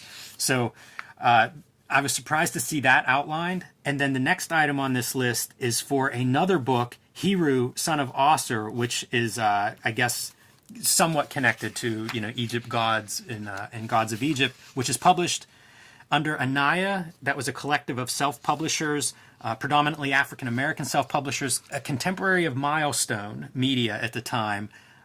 Pretty interesting. And again, like there's probably, I don't know, eight or 10 publishers involved with Anaya. Yeah. And titles that you can find if you start digging around. A couple of mentions of them in our Wizard episodes. So not as successful or well known as Milestone, but an interesting piece of comics history there for anybody that feels so inclined to go down that rabbit hole. But back to our comic at hand. One of the things that I like about this setup is all of the temples, the props, the gods, they're huge. Yeah. I love that scale. That's the part that really reminds me of Kirby and some of the monster comics and stuff. And you see it here. You know, he has to jump on this anchor chain in order to climb onto the gigantic barge. And, I mean, the scale of that is just massive. Yeah, it's fun, man. And good colors on all that. And as you could have predicted when we introduced the young nubile student girl, she snuck into Asgard, or the Egyptian analog, and for panel after panel, he's just like, "What? You blasphemer!" Yeah, it's really harsh. Yeah. He's telling her not to talk, and you know, like she can't be here and all this stuff. But of course, there are bigger problems at hand than her presence.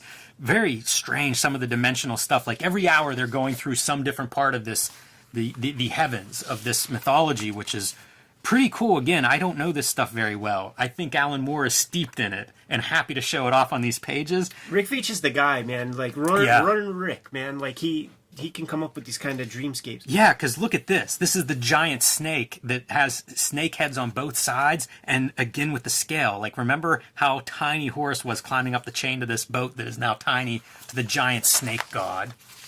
Again, Alan Moore wrote this. He can make you see that snake god. He says so. I'm seeing it right now. You just gotta do a couple of things. I love this so much, man, because the one story that I remember most from that mail order mysteries was, if you look at those 1960s comics, there was the mail order monkey you could get for $8 back when comics were dime. For $8, you could get an actual like live monkey delivered to your house, and the story that they tell is, the mail, and it just comes through USPS, a little carton that has some holes punched into it and stuff. So the mailman comes, delivers the monkey to the house. They take the top off. The monkey jumps the fuck out, climbs up a guy, hides in the acoustic tile of their drop ceiling, and they cannot get it down. Yeah, I bet. They could not get their hands on it. I think it just died up there. Wow. Wow. That's amazing. I have a friend of my family that had a monkey for a while and loved it, but the monkey didn't always behave. Like it would take like wrenches and go and pound on the guy's roof of his truck and stuff. Like it was an interesting pet, but I don't know that it's one that people should really have. They would be mad that you called it a pet.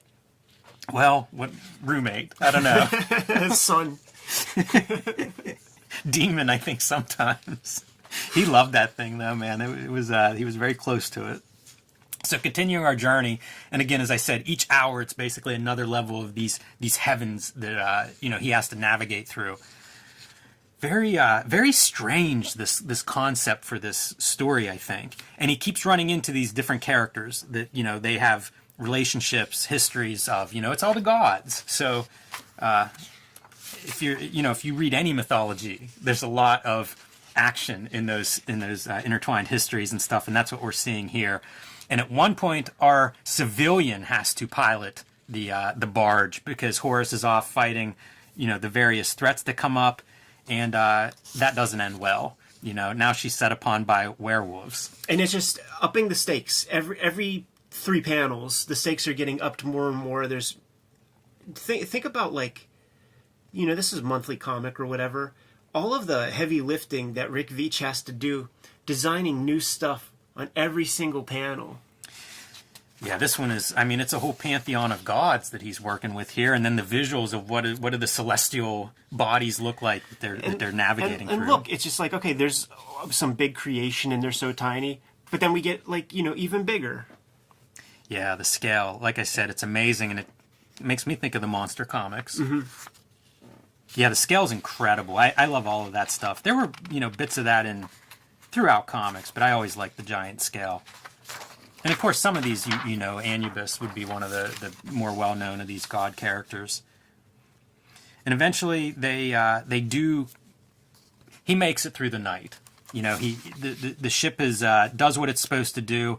This is the god that he's named after, by the way, too, which is kind of cool to see that appearance. But they make it back, and now all of these gods are like, there's a mortal on the barge? Well, she's going to have to go through judgment. Judgment. Again, gigantic scale. Got that Kirby energy to it, too. Yeah. Yeah, it's whenever this works, it works really well. This is the equivalent of, miniatures always work. If you shrink somebody down and then everyday objects are suddenly visible from, 4 inches from the floor, it just creates cool visuals, and you kind of get a little bit of that here. Good coloring, too, with the yellow and the blue for a foreground. Eventually, it's his father, lets everybody know this mortal is what saved the night. And, it completely shifts around that judgment, and it's all positive. She goes back to the mortal world and has no idea that her boss is actually Horus. Yeah. He's even hard on her, man. You better finish your homework. Yeah, he might double it if she has all this time to go gallivanting around the Egyptian cosmos. Letters pages continue. We make over these every issue because guess why? They're great. Yeah. Like the hieroglyphics to Horus header, very well done. The Neil Gaiman letter is perfect. Yes, man. Neil Gaiman weighing in. And just so he's responding to a kayfabe issue of Johnny Beyond, and saying that when you sent Johnny Beyond to London, it wasn't very London. The Queen doesn't live in Big Ben. We don't speak like "Oi, governor." All that kind of stuff. And that's whenever, when we make our comics, every now and then maybe you gotta introduce, there's a character who plays a guitar or something. Heaven forbid you leave one string off that guitar. I've drawn some very bad guitars in my day, Ed, and I've been called out for it. Every time. And it's Yes. and it's from this kind of a reader. Yes. So it's Neil Gaiman cutting promos on that kind of goofball. It's fun, and I love it. The name of the story he's talking about is the Johnny Beyond story. England swings like a pendulum. Don't. It's great. Yeah, they do a really as a package. These books are so strong.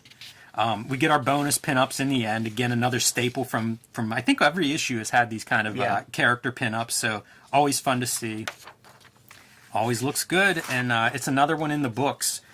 Fun ads, fun package, good comics, and a lot of heavy lifting on this one. This one feels like, just a lot of characters, and as you mentioned, Rick Veitch's designs for these worlds and these characters, a lot of work for one issue. I have to imagine that the Alan Moore script for this one has to be, nearly double the size of the script for any of the other stuff, with all of the arcane Yeah, a lot of mythology notes. he's bringing into the mix, man. Like there's a lot of stuff there, and unless Rick Veitch, hey, is he a Egyptologist or something? He knows all this stuff. It's always possible, I suppose. I mean, 1993, you're going to be doing that work at libraries and magazines, and it's not Google Images that's going to give you information on all this stuff. So I don't know how they did it, Ed, but heck of a lot of work, good-looking work. And again, I like seeing Toddleben show up, and I like seeing Toddleben's inks like this. I think they do add a real distinct flavor to these kinds of stories. Yeah, like you always think of his penmanship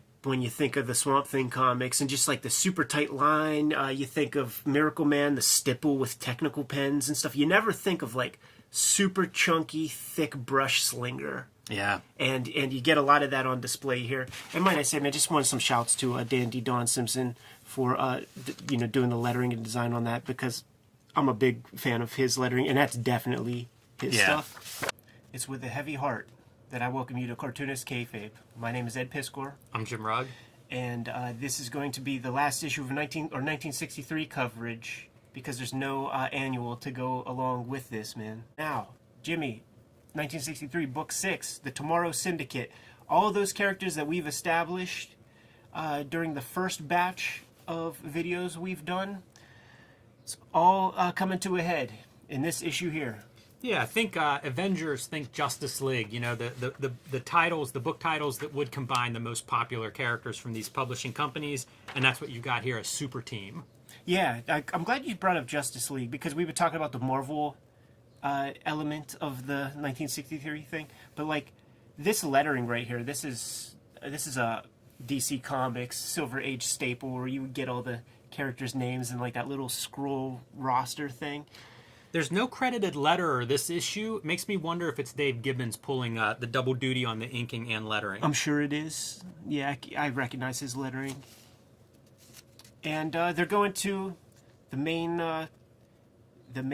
complex, the secret headquarters. Got to go through the nostril of George Washington to get there on Mount Rushmore. Yes, I like this headquarters. I like the location. Tad impractical. You're probably, if there's a threat in New York or somewhere, you're a little bit out of the way, but nevertheless pretty cool. That's what their space vehicles are for. So this issue is to get all those characters that we established earlier. Let's get them all in the mix and see how they interact with one another, and it's real fun. You see N-Man's dynamic with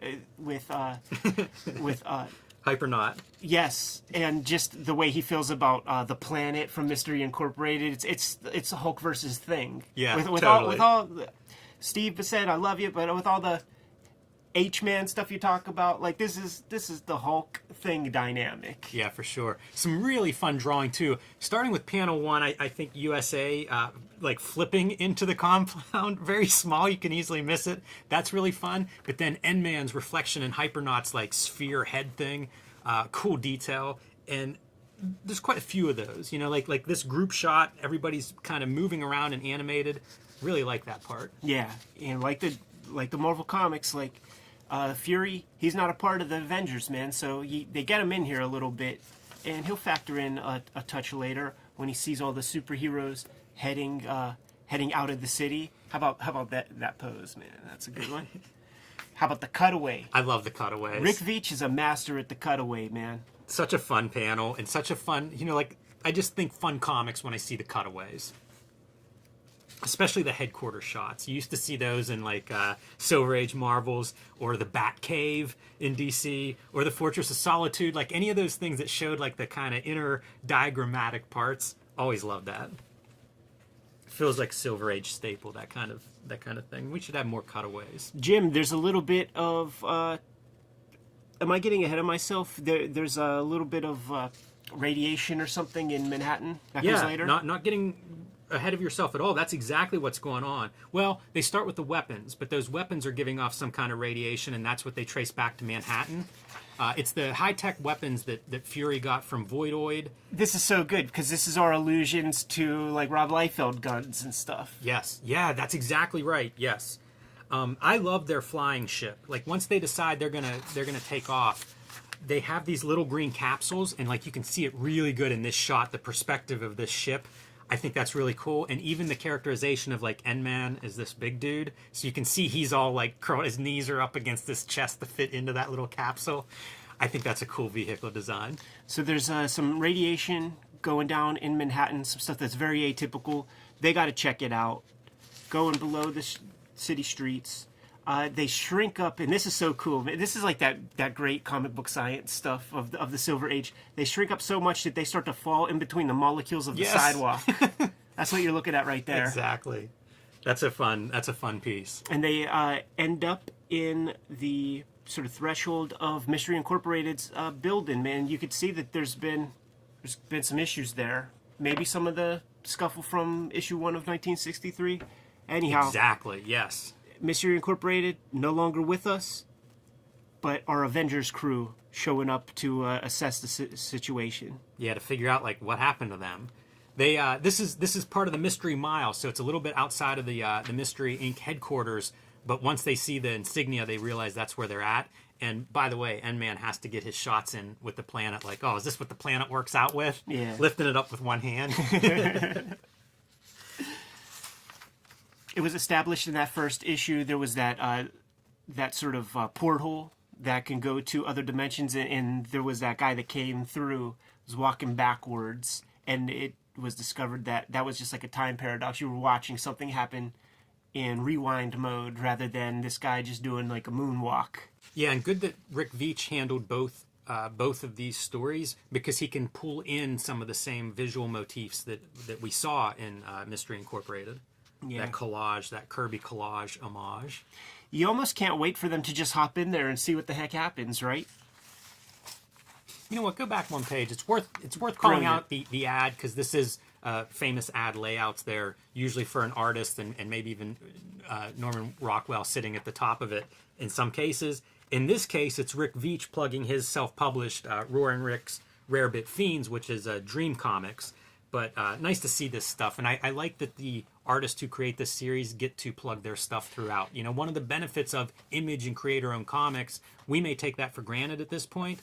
Back in the day, to be able to populate the comics you're drawing with ads for the comics you're publishing, not to be taken for granted. And you know what? Good on these guys, because the back end work that Bissett and Veitch did on these issues, they deserve some plugs. Yeah, absolutely. And also, if you're a fan of this comic, you should want to know about this. You know, if you're enjoying this comic, there's a good chance you're going to enjoy other Rick Veitch comics. It's kind of weird that this isn't the norm. Right. All right, man, we're entering our, I was going to say shimmering zone, but that's a specific N-Man piece. Yeah, I forget what this portal was called. It's called Alternity or something. Yeah, maybe. It had some kind of weird name, but bottom line is they're intersecting through these different realities. It reminds me of like Grimjack and Cynosure. But they're going through these different realities and seeing different heroes, which is kind of cool. This is probably your nod to something like Justice League nodding to Justice Society. You know, as they're passing like different iterations of these super teams. It's all of that stuff. It's the Earth 2, where the Justice League, there's like that bad guy Justice League. We have our young version of USA. We have our young version of Fury. We saw just a cameo appearance of this Golden Age Fury in that issue. Really sells it good on like the kind of boyish interpretation of young USA. Yes. Yeah, it's fun to see those two versions meeting each other, meeting up, shaking hands. And this feels like Alan Moore, in my guess, is that the DC kind of like all these alternative Earths, probably closer to Alan Moore's, near and dear to his heart, wrote lots of Superman stories and DC kind of stories. I feel like that's what's coming through here. There's so much good spot-on stuff, too. Like, this kind of human Hypernaut guy, same color scheme as, you know, the Hypernaut that we know. And if you got Golden Age, you got to have your, like, patriotic crew, you know? That's important. Yeah, that World War II era American superheroes. And I guess this is like our Legion of Superheroes type stuff. These kind of generic, like when you have a team of 1,000 characters, your bouncing boy costume ain't going to be that interesting looking. You know, it's going to be this kind of It reminds me of rearrange some the shapes. the Brennan McCarthy character. I can't remember his name. Paradox. Yes, Paradax. Paradax reminds me of Paradax a little bit. That character design. Yeah, sure. It's the colors too. This is like a Brendan McCarthy color palette, man. Yeah, I like all the little arrows pointing in different directions that you might go, like black holes, mystic realms, parallel worlds. It's very fun. It's very in line with superhero history. Look at these Kirby janitors. Part watcher, part janitor. All right, man. They're going through that alternity space, and when they spit back out into this version of Earth, some things have changed. Yeah, something is not right with Mount Rushmore headquarters. Yes, which now adorns the heads of Al Capone, John Wilkes Booth, Benedict Arnold, and Billy the Kid. That's a weird one, right? Billy the Kid. I guess you couldn't think of another good American villain.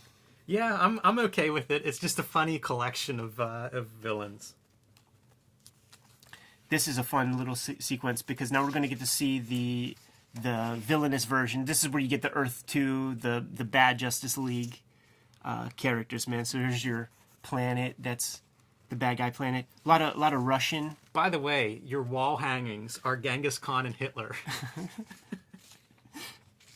What in tarnation? You get your N-Man planet battle, but it's not exactly that. Yeah, there's a lot of characters going on here. I mean, we've seen it throughout 1963. It's one of the charms of this series, but man, it's on display this issue. Does this image of Hypernaut, like, isn't there something in Ronin where there's a big face like this and it's hatched very similarly? Yeah, I think you're right. Yeah. On a TV screen? It looked so familiar, and I didn't make that connection until you said it, but yeah, I think that's exactly where I know it from. And it's like, are those wires in the head, or is that like maggots? I love it. It's a brain texture at a glance from a distance, you know, out of the corner of your eye, and then you look closer and right, what are we seeing there? Yeah, mealworms. So the idea was they all faced the villainous version of themselves, except for Hypernaut. So you flip the page, and boom, there's your Love the villainous scale of them evading its pinchers, because when you look up there and see how tiny it is, and then that panel of you can see their car big enough, it makes those pinchers so big you can't even see them all in one panel. Right. And I mean, that's Mount Rushmore right there, man. So yeah, that's a great Hypernaut. they're not going to be in that alternate reality for too long. They're going to split. Yeah, they find like a black hole opens up in the middle of his forehead, and that's what they travel through. So then we have to visit, Commandy issue 1. What caused this? I don't know. And you see the newspaper, Cuban Missile Crisis, Soviets call Kennedy's bluff.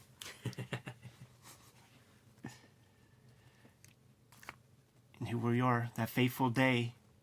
But things are still a little different. It's not exactly the 1963 that we know in our time span. Yeah, not by any stretch. When we get the close up, you realize it's really a different world. Bugs crawling out of people's eyes. With this, like, they love you bimbo thing with the president with the little bear, that has to be a little bit of cutting promos on Ronald Reagan, right? The Bonzo movies. Maybe. I He's guess he's the only other president that was in something with. It was a monkey, not a bear. Look at the Lee Harvey Oswald masks on bystanders. Yeah, all of them. And then you have your like Nazi assassins with like crazy garb on. Yeah, it's bizarre. And then this is kind of the This is the money shot. yes, possibly of this whole series. I mean, we mentioned a second ago about the ads and how like the creator ownership changes that were in the air, and then let's celebrate that by having a bunch of these creator owned characters on display as the 63 characters are shooting through these parallel worlds and universes. We showed this issue off on a Wizard episode, and then I sat there and was like, "Oh, there's that." So this will be your opportunity, man. Start from the top, call them out. I actually don't know that. Is that Art Adams? No. That's Colleen Duran's A Distant Soil. Ah, gotcha. All right. Bizarre Heroes, Don Simpson. Which direction are we going? Cerebus and Dave Sims. Eddie Campbell and Bacchus, the God of Wine. Directly below. Chester Brown doing Autobio. Chester Brown doing Chester Brown. Yeah. Bob Burns, Flaming Carrot. We see Scott McCloud, just a little bit of Scott McCloud from Understanding Comics. True Man by Rick Veitch, so another Rick Veitch plug in there. Normal Man, Jim Valentino, the guy kind of responsible for Image doing 1963. Marv from Sin City, Frank Miller's Sin City. Michael T. Gilbert's Mr. Monster. Larry Martyr's Bean World. I'll be ahead of you. You point at the ones I'm calling out. Yeah. Jim Woodring's Frank, great comic. One that we need to look at on here probably in greater depth. Frank Miller and Dave Gibbons teaming up for Martha Washington. Might be Gimme Liberty at this point. I think maybe only one series out at this time. And Steve Bissette, fellow 1963 co-creator with his self-published gem Tyrant. How cool, right? Yeah, I love this. And it was really awesome at the time because I probably couldn't have named most of these. And since then I have. But it gave me that idea of like, there's a lot more out there. Start digging. Some of the 1963ites who have created these comics, Steve Bissette, Rick Veitch, they'll pop through. Jim Valentino, they'll pop through and check out the videos and stuff. One question I have now, I know this is a paste up for sure. Are any of these original pieces for the spread? I don't recognize all of these images as being in the other works, except for this Frank Miller piece. So that's a question I have. Yeah, I'd be curious about that too. I'm not because saying it does look like the artist's hands. You know, you look at some of this stuff that are pretty distinct. The Eddie Campbell Bacchus, the most of them are very distinct, I think, to the artist. So it's possible these artists did it. You know, there were a lot of camaraderie amongst cartoonists, but possibly paste ups. Who knows? Yeah. Let us know, guys. That is a good question. I mean, imagine what the original art to this spread looks like. Yeah. I'm not saying that it's on the board, because how is Don Simpson going to draw all that that small? Like, of course but I'm just curious if their original drawings meant for this, with the exception of the Frank Miller. That's a very awesome spread, no doubt. Yeah. And they pick their poison. They go through a specific porthole, and this is where the heartbreak begins for me, James, because they've entered into a new world where there are overpasses, there are bombed out cars on cinder blocks. The coloring looks different for some reason, Jim. Yeah, this is the heartbreaking part. As good as the 1963 series is up to this point, you realize in this moment it's a setup. It's part of a bigger story that we're telling. And where are they, Ed? What world have they entered? 1993, modern day, the Image universe. I need to read this whole story. It's so sad that this did not reach conclusion, but that is what you're seeing. That's the color that you're talking about is, you know, it's not just a different comics world within the 1963 universe. It's a whole different paradigm. And that color, of course, the digital color revolution of those early Image comics. It's cool to see, I guess, Rick Veitch doing this coloring. Yeah, for sure. Like, this is probably the first color he ever did on the computer, and you could see the trials and tribulations of that, man. You see some cut-off stuff there where he's doing like the radial blur kind of gimmick, going outside the lines a touch, getting a little bit of the flare lines, because it takes you a print job or two to realize like you gotta increase the pixel amount by 2. I love seeing him do this. So much of what we've seen with the digital coloring up to this point would be like Extreme Studios and Wild Storm, and that stuff's fine, but this is a guy who's coming from a very different sensibility. So you see him trying things with like the sky and, and clouds and things in the sky, applying these gradients at different places like reflections on the ground. There's just a lot of, a very innovative visual artist now trying this different tool to approximate and in some weird ways critique this new direction that comics coloring was going. Man, I wanted a whole book of that kind of thing. I know. And here we go. We're being reintroduced to a character that we saw in book 1. An archer. Yeah. If memory serves. Yes, sir. You could see the quiver right there. Wonder if we're going to find out who this is. Does he even have an iPhone? He's got some of the Mystery Incorporated characters captured in his little box. we see this beefy ass back as he's taking off the mask, and you could see some bows back there. So it's clearly, you know, his craft, his vehicle. And here's the greatest reveal and the biggest heartbreak of 1990s comics. Even the dialogue feels like it's set up for the heartbreak. This is where things start to get interesting. And of The course, end. I have chills looking at it, man. Of course, this is Shaft, Rob Liefeld's character from Youngblood. Rick Veitch even doing the little worm hairs at the front of like the mask, the little headpiece, the little headgear that those Gambit type characters were all wearing. The same kind of fiery hair. You see the Image characters in the back there on the TVs, man. Savage Dragon, Spawn, Void, mixed with, you know, Fury. Look at those, like, Rick Veitch is cutting promos. Look at these traps.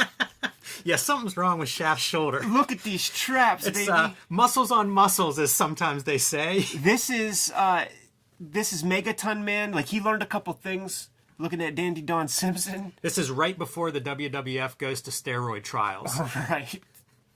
Yeah, it's incredible. Here's something weird. No images of Cyberforce in the background. No mention of Cyberforce in the plugs there.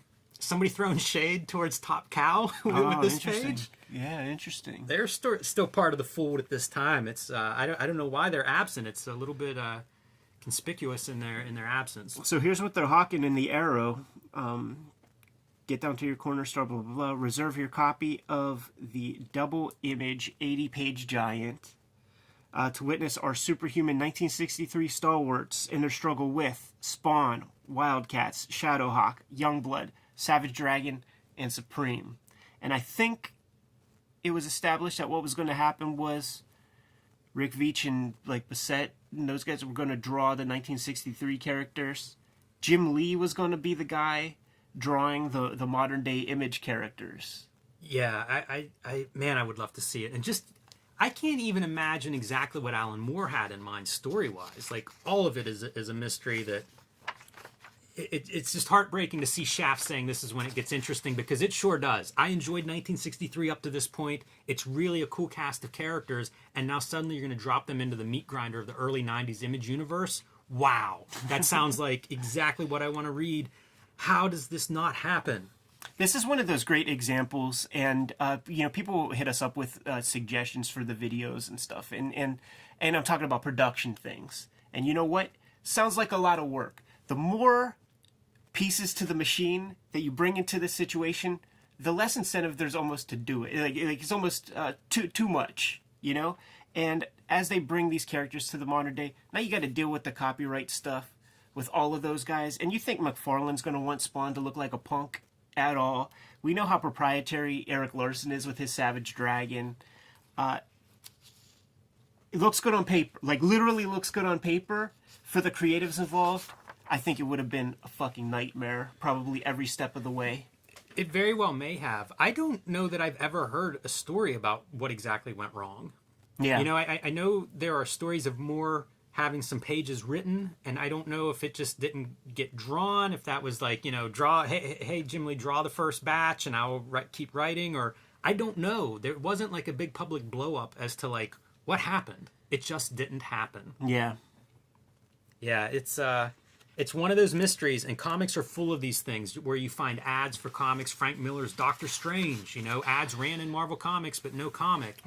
There's lots of those stories, and sometimes you see the pages. Jim Lee with Nick Fury Punisher graphic novel, you know, and you can find some pages for this stuff, but comics are kind of riddled with these what-if projects. Let's take a look at a couple Golden Age covers to round things out, and then the craziest Steve Bissett ad I've ever seen in my life. Yeah, these are fun. Valentino there. I'm guessing Tomorrow's Syndicate is Rick Veitch. I don't see a signature for sure, but that's my guess. A giant mole. That thing's pretty fun. It's Yeah, kind of gross. like a pinky mouse. Yeah. Real nasty. Yeah, that modern mystery comics is cool. The Valentino piece, that's your Golden Age set of the 63 characters, which are probably like, I don't know, 39. Yeah. Dandy Don Simpson looks like with the inks there. I'm going to assume that's Dandy Don. Of course, yeah. Dr. Dandy Don, as he's known now. And of course, you need the lady in the bondage. And this is where you get like your old Hypernaut and your old Furies and all that stuff, man. So they're rounding out the universe. And then we got a Melinda Gebby gimmick here, where she's doing what she perceives to be her Wally Wood kind of pastiche. Yeah, the pinups are they're nice. I think every issue had 3 pinups in it. Yeah, pretty nice little bonus material, especially when you put together 6 issues worth of them. And then Sturdy Steve grows own tail. Fun ad. I love Tyrant. We've talked about that on Wizard videos. I don't think we've done a dedicated Tyrant video. we will. But that was one of those early creator-owned series that just blew my mind.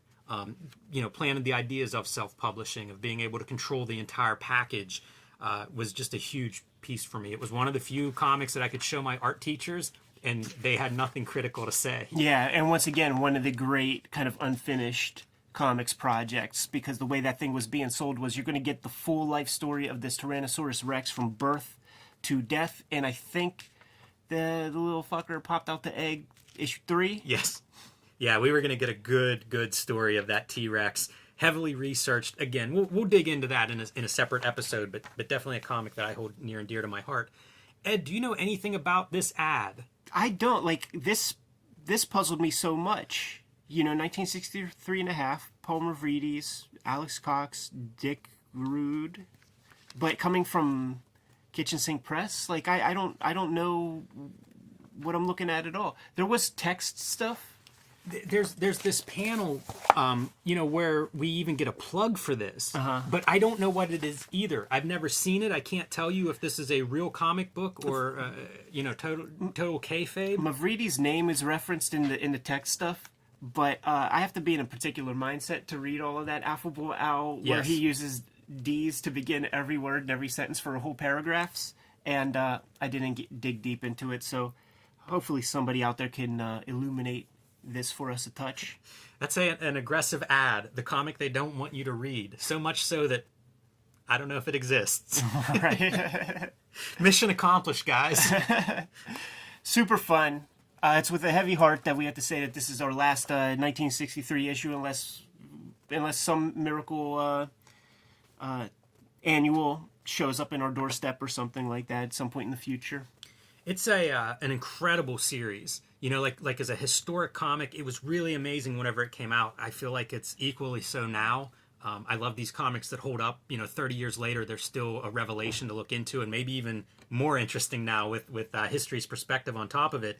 It's shocking to think that it's half of a kind of a concept, that we only end up with this 1963 half, but it's still just a remarkable series. Production, a lot of unique characters created by 3 giants of comics history. So pretty great. And from a time period, that speculator boom, kind of the tail end of the speculator boom, so at least a lot of these were printed. We're not going to get a reprint or a collection anytime soon, but you can still track down most of these comics. Well said, man. I think that's a good place to be taking a look at the complete 1963 annual that was promised to us for 30 years. Yes.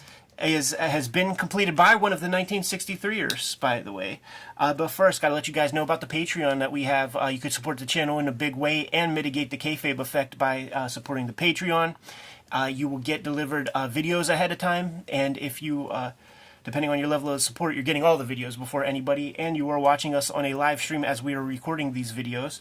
The videos are brought to you by the comic books that we make, and you are seeing a complete bibliography of what we have out there on the stands today. Red Room comics are my focus right now. Crypto Killers is being solicited in stores right now. Go to your shop, put in a pre-order for those. It's not getting a trade paperback in 2023, so you got to get those issues.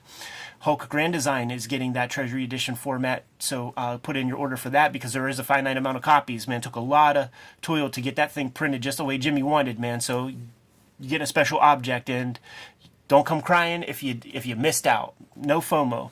Hip Hop Family Tree, Street Angel. You see our bibliographies. Support the books. You'll be supporting the channel. And without further ado, man, Don Simpson has taken it upon himself to do a 1963 annual that is a Gordian knot Great description. of parody and satire about comics, because this is getting a real publication. This is getting a publication from a real publisher. To leave it up to Don to put out that announcement, but you can't have it put out by a real publisher if you're using characters that you don't necessarily have copyright to.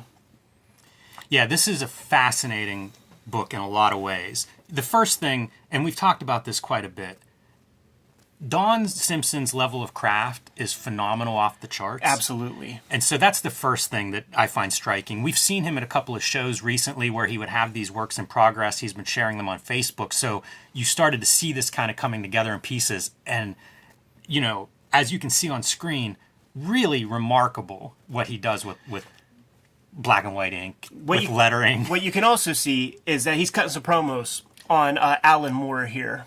Uncle Alan, he's getting a lot of tarnish in recent years, because people are starting to ask the question, okay, so like let's say Watchmen comes back into his copyright after DC does their first round, like he thought was going to be done. Like, let's say that happens. Do we ever see another Watchmen comic ever again? Big Numbers is a comic that Alan Moore is co-owner of. I bet Bill Sienkiewicz wouldn't be upset if it was easily available. Small Killing, you got to dig deep to find that one. That's not still in circulation. That's a comic that Alan Moore has copyright to. Brought to Light, at least half of that is under his ownership. You don't see that anymore. So what would have happened with Watchmen? He's owns a bunch of stuff that he's not putting out. There's a lot of conversation about that, and it's that it's the, in kayfabe terms, it's the great conundrum of tag teams, right? Like if Marty Jannetty has a bum wing, so that stops Shawn Michaels from making money? Yeah, it's, wow. That's a lot of ground to cover, Ed. Yeah, it's a fascinating question. And, there's all kinds of stuff that goes into this. I think Alan Moore removed his name from Pictopia, which was a comic he and Don Simpson had done. So, there's probably quite a bit of reason for animosity, but there's also a lot more in here, because this references things like Splitting Image, which Don had done early in Image's tenure. So you get a little bit of that. I think it's referred to as Splitting Image even throughout here. Well, he owns that. Yes. It has Megaton Man universe stuff that goes back to Don cutting promos on mainstream comics in the 80s. Sure. So there, as you say, Gordian Knot is a great description, because, man, there's comics history is on every page here. Well, here it is also, man. So the 1963 characters are playing off of the Silver Age famous Marvel characters. You got your Fantastic Fours, you got your Spider-Man character in the Fury, you got your what was the USA dude called, man? U.S. Agent? No, that's a Marvel character for real. Yeah, you're right. What is that guy? Yeah, but there's a Captain America type character. There's a Thor type character. Doctor Strange.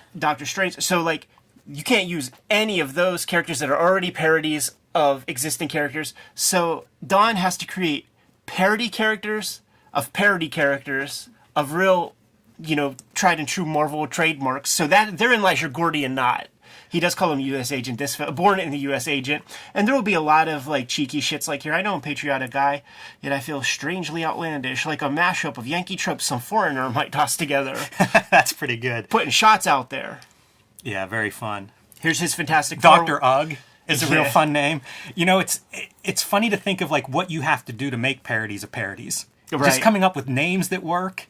A challenge. I love the design of this character with the 4 legs. It's very disturbing. It is really disturbing, but also it highlights some of Don's figure drawing ability. Amazing figure artist. It doesn't work if you're not good at a figure drawing. It's just a weird character otherwise. I checked out his sketchbooks before, like when the Crumb Biennial was coming to town, and we were checking out that show. He was there, and he just had his sketchbook armed with them. I think he teaches either cartooning or does do life drawing stuff. And so many pages, just the figure twisted up in every angle. Like he knows how everything lays in 3 dimension, and he doesn't fake anything.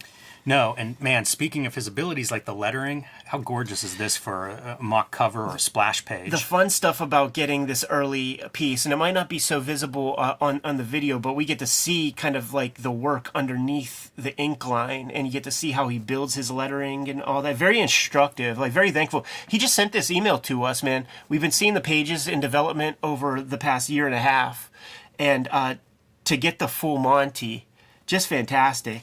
He also, I think, has done well in keeping records of this stuff. Like, Sure. I think he has scans of the pencils or the blue lines, like all the steps along the way. And with some of the stuff we've looked at, like make your own artist edition kind of bootlegs and things like that, it makes me think like he could have some real fun producing a book of this because he's got all these steps along the way.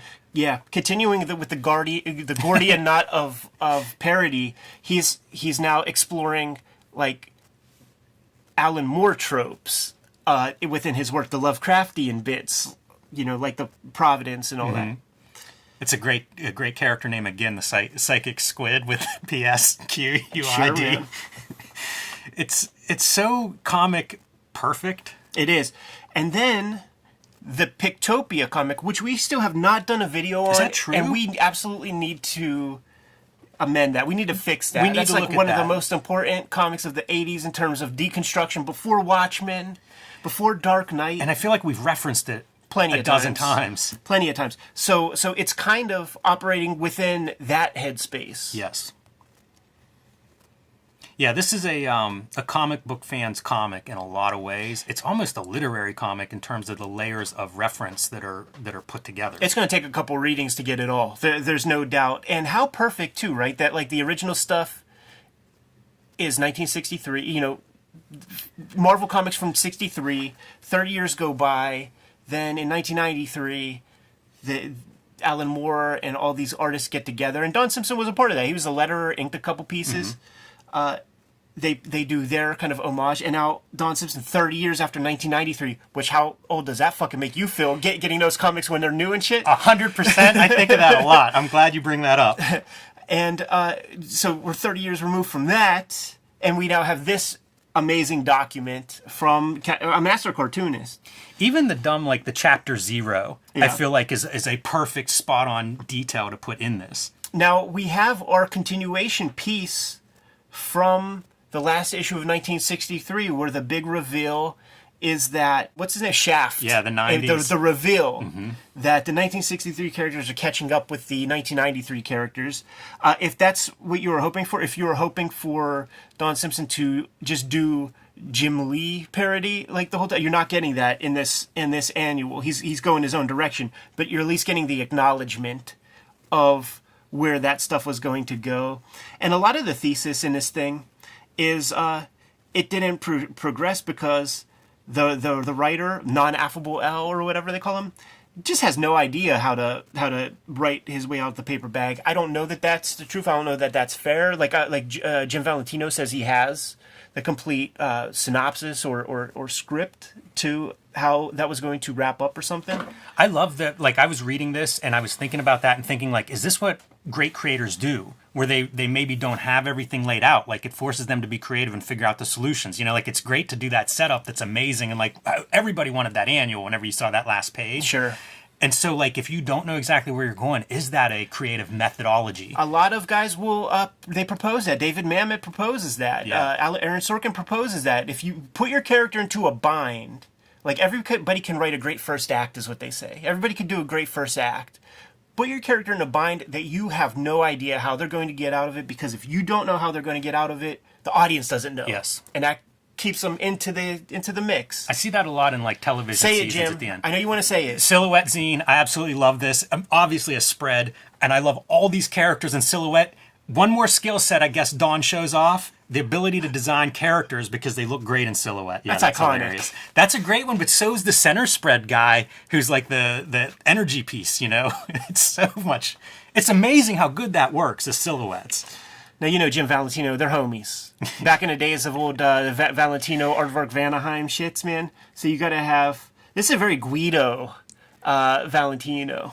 You know, Very greasy, very swarthy. more proof that we're living in the Matrix is this is not the only Valentino caricature I received this week. It's true, and maybe not the only video that is going to be out in the world. Man, ridiculous. Parodying Image founding fathers, even. And referencing Splitting Image. Yes. Layers on layers, Ed. You know, like there is a continuity to the channel. Like I implore everybody, like if you got, hey man, like. Didn't we all used to watch a half hour of TV every day? Watch a half hour of Cartoonist Kayfabe every day. You're going to follow the continuity. And here we go back now to really Splitting Image, where now we're bringing these characters from Splitting Image back into this comic. Yeah. I do love that it's those 30-year gaps. Oh my goodness, man. Fritz the Cat died for your sins. That's so funny. Unbelievable. Do you think that Don Simpson has in mind the jobbers who these guys are? That's a good question, and we're going to have to ask him. Yes. Because at some point, we're going to sit down with Don, a fellow Pittsburgher, and talk comics. It's true, man. So there's Affable out on his own self-imposed crucifix. It's really interesting because, yes, but also you're connecting the idea of mythology of superheroes with the idea of religion and the mythologies of our past. Like, there's a lot here. Yep.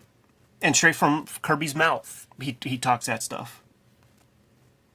So Affable Al is going to go off and go write this last annual. He uses one of the Bizarre Hero characters, man, that was there towards like the sort of final issues.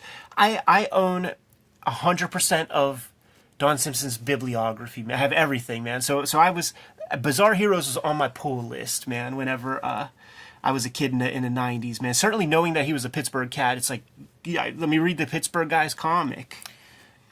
Who's this duck? It is a Bizarre Hero character. I don't have his name. He reminds me so much of Dan and Larry. Yeah. And looking at it, I kept thinking, like, am I missing who this is? And it's probably a reference to Howard the Duck, maybe? Sure. Like when he does Bizarre Heroes, is like bringing in some of those character archetypes. Of course.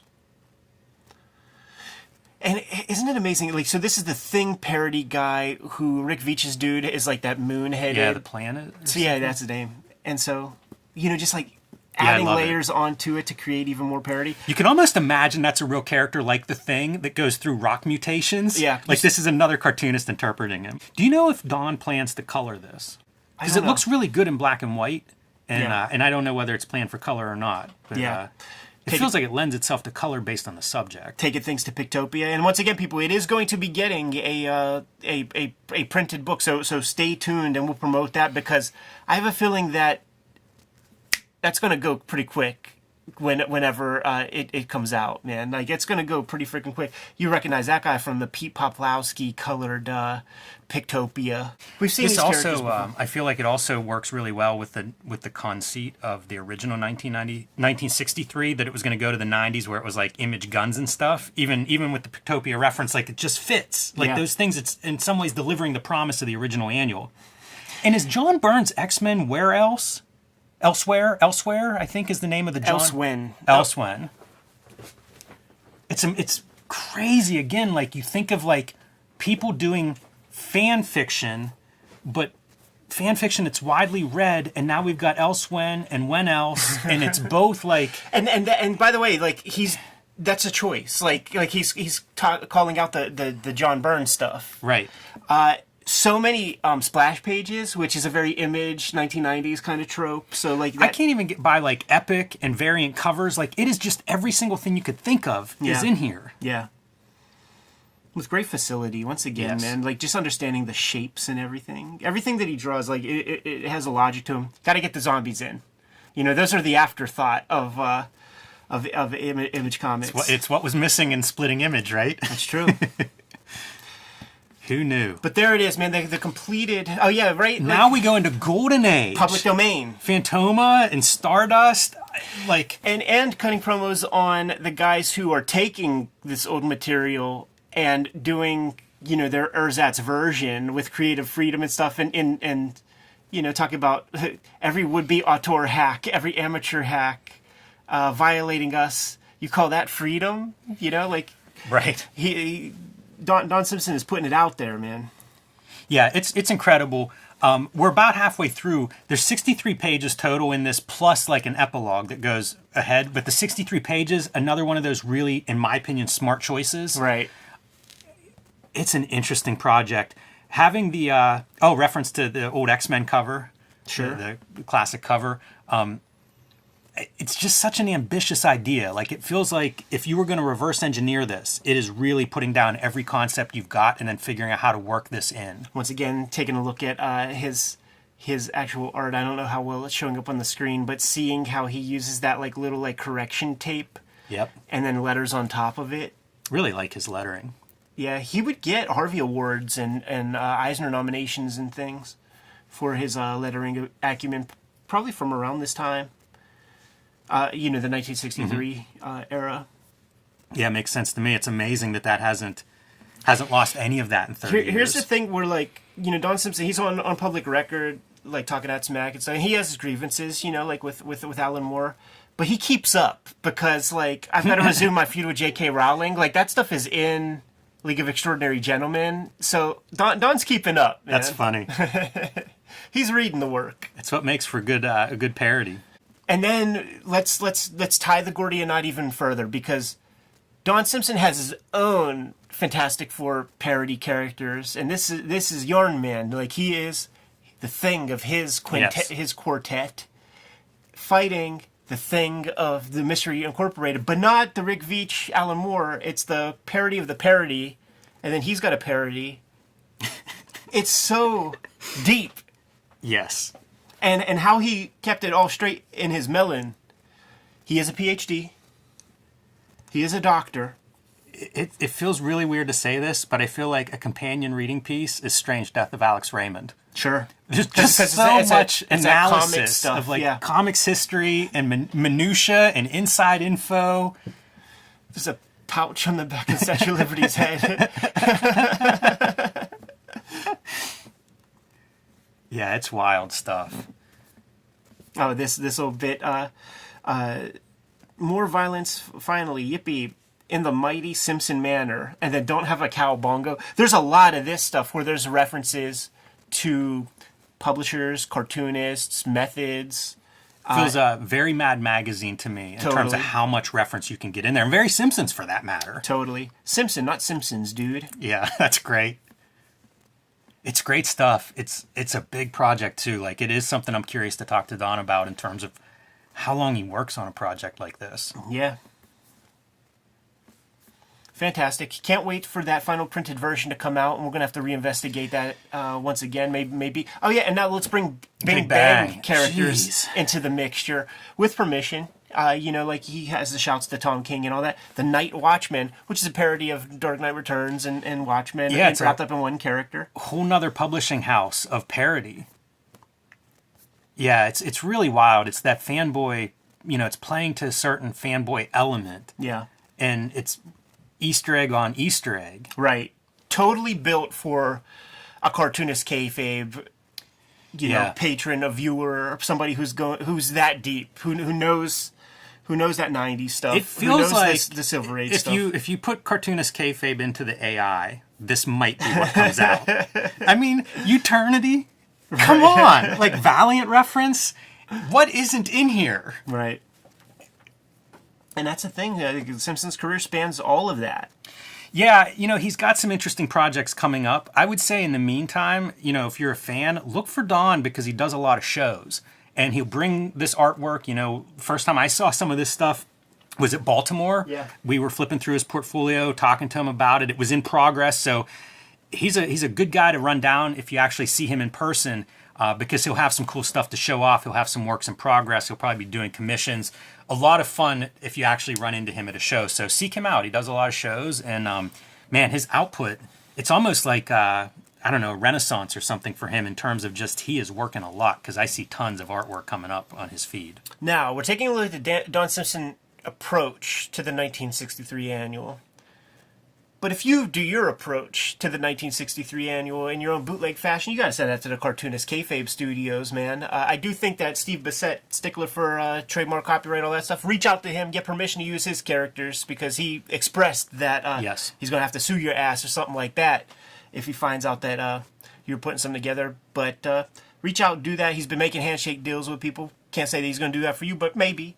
And send us your 1963 annual that resolves the exact stuff from Alan Moore and the boys, because I'm going to read that comic also. Absolutely. And by the way, a little update on Bissett. I just saw him posting about sending a big chunk of art because he's been working on 1963 stuff for years, including an official Don Simpson 1963 story. And he just sent a batch of that off to the publisher. So I think that may be seeing light of day coming soon. So maybe it's a 1963 Assance is what we're in the midst of here, Ed. 30 years after. Kayfabers, like, follow, subscribe to the YouTube channel, hit the bell so that we can notify you when new videos are available. We are a daily YouTube channel with more than 1,500 videos at your disposal. We might have talked about some of your favorites, so search for your favorite comics on the front page of the Kayfabe YouTube channel. Hit the magnifying glass, search for your favorites, check out those episodes. If we did not talk about your favorite comics, you have to let us know in the comments so that we can push your faves a little bit higher up on our to-read piles and make those episodes for you as soon as possible. The Patreon exists for the King Kayfabers to get all of the videos before anybody else does. It mitigates the kayfabe effect. The things that we talk about on this channel, things like the Escapo trade paperback, whatever, they become very expensive if you can even find them online at all. And it's always the King Kayfabers who get earliest dibs at those copies by getting the fully produced videos, plus the live stream recording sessions that we do while we produce the videos. Ultimately, though, the videos are brought to you by the books that we make. Before you is a good smattering of our bibliography, but we make new comics all the time. So, Jimmy, let the people know what you got. I've been self-publishing lately. I have True Crime Funnies, a collection of 3 short nonfiction stories. 1986 zine is a celebration of the greatest year in comics history, 1986, looking at everything from Dark Knight to Mouse to Teenage Mutant Ninja Turtles and their many ripoffs, and the BW zine, looking at the black and white explosion, self-publishing, and small press books of the 1980s. These are all available right now on my website, jimrugg.com. Coming up in November, I will have a new volume of Street Angel. Street Angel Princess of Poverty will be out from Image Comics at the end of November. You can pre-order or reserve that one now. It is a companion piece to Street Angel, Deadliest Girl Alive, also available from Image Comics. Together, these 2 books will collect all of my Street Angel comics that I have created so far. And finally, Hulk Grand Design, my contribution to the Grand Design stories, one of the books I'm most proud of making. This thing is out of print at the distro level, which means if it's at your comic shop, scoop it up, because it is going to disappear and be hard to replace. Prices are already going up online for these, so if you haven't added Hulk Grand Design to your collection yet, do that now. The Hip Hop Family Tree Omnibus is out there in full effect. Thank you guys so much for supporting it if you did. And if you have not yet, right at this moment at least, there's some steep discounts online that you could find if you don't have a good comic shop in town. 504 pages with about 140 plus pages of additional material. It's going to serve all customers. The people who read Hip Hop Family Tree in the past, you're getting a lot more material to chew on. And if you've never seen Hip Hop Family Tree before, like, now is the time. Or generating a new readership with this latest Hip Hop Family Tree Omnibus. Let's sell it out before 2023 closes out the calendar year. I think that's a noble goal, and we're more than 75% of the way toward that goal. Not the only holiday piece I'm having come out in 2023. There's going to be an X-Men Grand Design Trilogy trade paperback coming to you. It's going to include all of my X-Men Grand Design works in one handy package. It's going to be the size of a comic. It's going to be smaller than the Hip Hop Family Tree size big books, but that is coming to you in November. Red Room has been the focus for the past couple of years. There are 2 trade paperbacks out right now, the Antisocial Network and Trigger Warnings. Third's going to come to you in January. It's called Crypto Killers. And right now I am serializing my daily strip exclusively to my Patreon. It's called Switchblade Shorties. It's going to be coming out January 1st of 2024. But you could get a leg up and check out those comics before they see the light of day to Gen Pop. Plus, I do streams every now and then here on the Kayfabe channel, producing new comic pages and new strips for that series. So thank you guys who have been supporting that. Let's keep that rocking. The books are the absolute most important part of keeping Cartoonist Kayfabe sustainable to the point where Jimmy and I could collaborate and put these videos together.